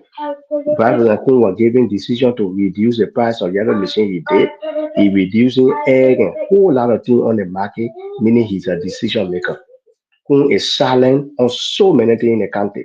With Roger appointment, with the cabinet of Janet benefit that were given to him. And you guys are Kun supporter. You guys had never told him in your face. It almost like how people were looking at we are change. So they just saying for we are oh the best president, the best president. They didn't tell we are thing in your face that you were doing wrong. And so because I'm a member of Unity Party and Kun is my brother, I will call him and tell him the thing there. Even say that, yeah, say it. You will not do nothing to me. Me and I'm not a cool shame. I'm a Unity Party man. So I support him, I love him, but I will tell him things in his face. Anytime I hear myself talk, I see him in person or I sit down on the internet and tell him he's not doing well. He innocent so many things in the country. The next thing with Roger is you talk about Roger qualified. The person that they told the job for Roger and gave her is just a man next. And you guys can never say it publicly to Kun. You know why? He and Prince Moyu collaborated to take that thing from Roger. Roger just been professional here. I'm saying that I want him to get best and give Roger something tomorrow. You're not saying nothing else. You're not saying nothing else. You tell your own, I'll tell my own, then we close. So we need to make him first to find something for a brother. The Baraka is always doing for a local people. Let him do it. I don't have anything against him. He need to do more in the country. The way he now tend to function, and he now get all the share that how we are looking at we are for. Let him have a broad group of people that were supporting across the country instead of having function that how we are saying we're looking at it in a we are and we didn't go anywhere. So I will call him and tell him, say they shame people that are supporting you, they'll just be praising you. Oh, the deal, you need my godfather, Kun now Jeremiah, or you're quoting whole lot of Bible verses. I think they can work. Leadership, sometimes you tell people things in their face, or you're praising to that big brother all the time, you're sing for him, get out to your heart, and be seeking praises to him. He will feel that he's doing well. Nobody telling anything in your face. How leader can fall. Thank you very much, John. We're not going back to Lorena. Close the show. Thank you, DK. Let me get my 1 cent. Let me get my 1 cent, and then we because now I don't know how Roger want to put his thing. Pastor can be a politician. He's going through a lot. So if he can say it out, and people will be saying it, I mean, tomorrow we might wake up and we hear some kind of, I'm not saying that it will happen, but we might hear some kind of unfortunate news and we will not know what happened, but he's going through a lot. And I believe that something needs to be done for him personally because he actually supported his government. Now to Gregory Coleman, I'm disappointed now in the action of the police IG. Now let's start from the beginning of this thing where we say the prima facie of this entire thing. Once you've had a substantial evidence linking this person to the crime, there is no need you hold back from detaining this person. Now you're saying the DNA machine in the country is broken. Fine. But you have also said that the call logs and GPS coordinate together, which link the suspect to the crime. But you cannot imprison the man. You can't keep him in custody, and you're keeping him at home saying that he has turned in his passport, his cell phone. You know fully well anybody can badge in Liberia to buy cell phone and buy SIM card. They can buy cell phone, buy SIM card. Nowadays, people use iPhone, and all of this stuff is back on iCloud. So you buy a new phone, and then you just, put in your iCloud information. You got all of your stuff you need. So I'm disappointed in the police IG. And like you said, Mana Lorena, people will use it against this government. Politicians will use it if the right thing is not done. Because if you can stay on the principle of justice to say the past administration were abusing power, they were also not being fair with justice, and you come in power, you start to do the same thing, or you're trying to do the same thing, then you make some of us or some people who are not politicians to judge you by those words that you said yesterday were not okay, but you're repeating them today. And so that's my disappointment in Gregory Coleman. And I hope that maybe other institutions like the Civil Servant Agency or other activist grouping will step into this thing. Because I know if this was a politician, a female politician that this happened to, you will see all the women grouping coming outside. But this is a little girl that have been traumatized. This is a little girl that have everlasting trauma on her life. But the justice she deserves, she's not getting it. This is getting long overdue. And those that are ahead of this thing, I think it is about time that they step out. The women grouping, the advocacy organization, I think it is about time that you get out and stand up for justice for this little kid. That's what I wanted to say. Mana Lorena, we can give you the 30 seconds and then we call it a day. TJ said, what you say. So, he talking, he said, we are supporting the vice president, but we're not telling him anything, and that's what happened to Joshua. And you and I know that the vice president is a very wise person, but even as that, when you are concerned about something and send him message, he responds to you. Even if he doesn't respond to you immediately, because maybe he's busy or something, maybe the next day he will respond to you and give his feedback or what it is like. So I don't think he's somebody like one time. Something about maternal maternity hospital. He asked me, knowing as my area of expertise. So he's somebody who listens. So it's not that we just go to him, we sit down, we talk, we laugh, and we come home. No, we sometimes go to him with suggestion.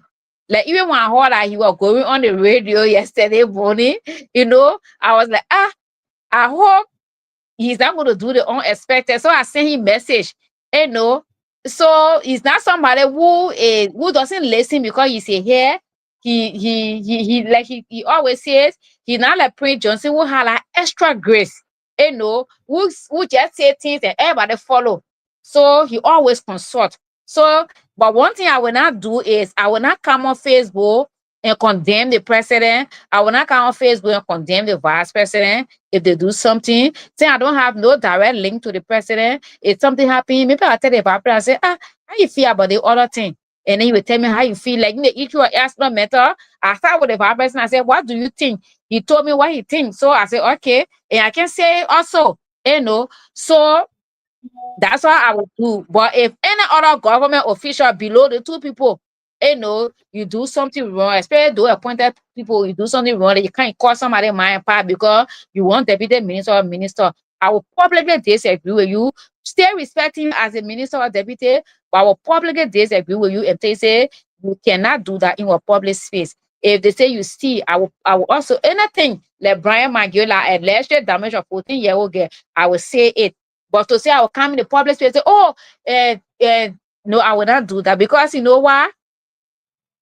In diplomacy, I'm a student of international development. So I'm doing some diploma and courses in diplomacy. So you cannot do that. You cannot miss your audience, your target, and expect to succeed with your goal and objective. No, you know you have to know how to position yourself to say certain things so that you can get the answer you want. You can just say a room, then you enter a room, see 5 points, and just say you ask for something. You may not get it because we will just wink out to each other. Somebody will say don't do it. But if you sit in with that person one-on-one, your direct target, you will get what you want and more. So do you get that it then? And I know Thank you you. just put it. Yes. Thank All you. right, Thank you June, so much, ma'am. thank you so much. Have a pleasant good night. Okay.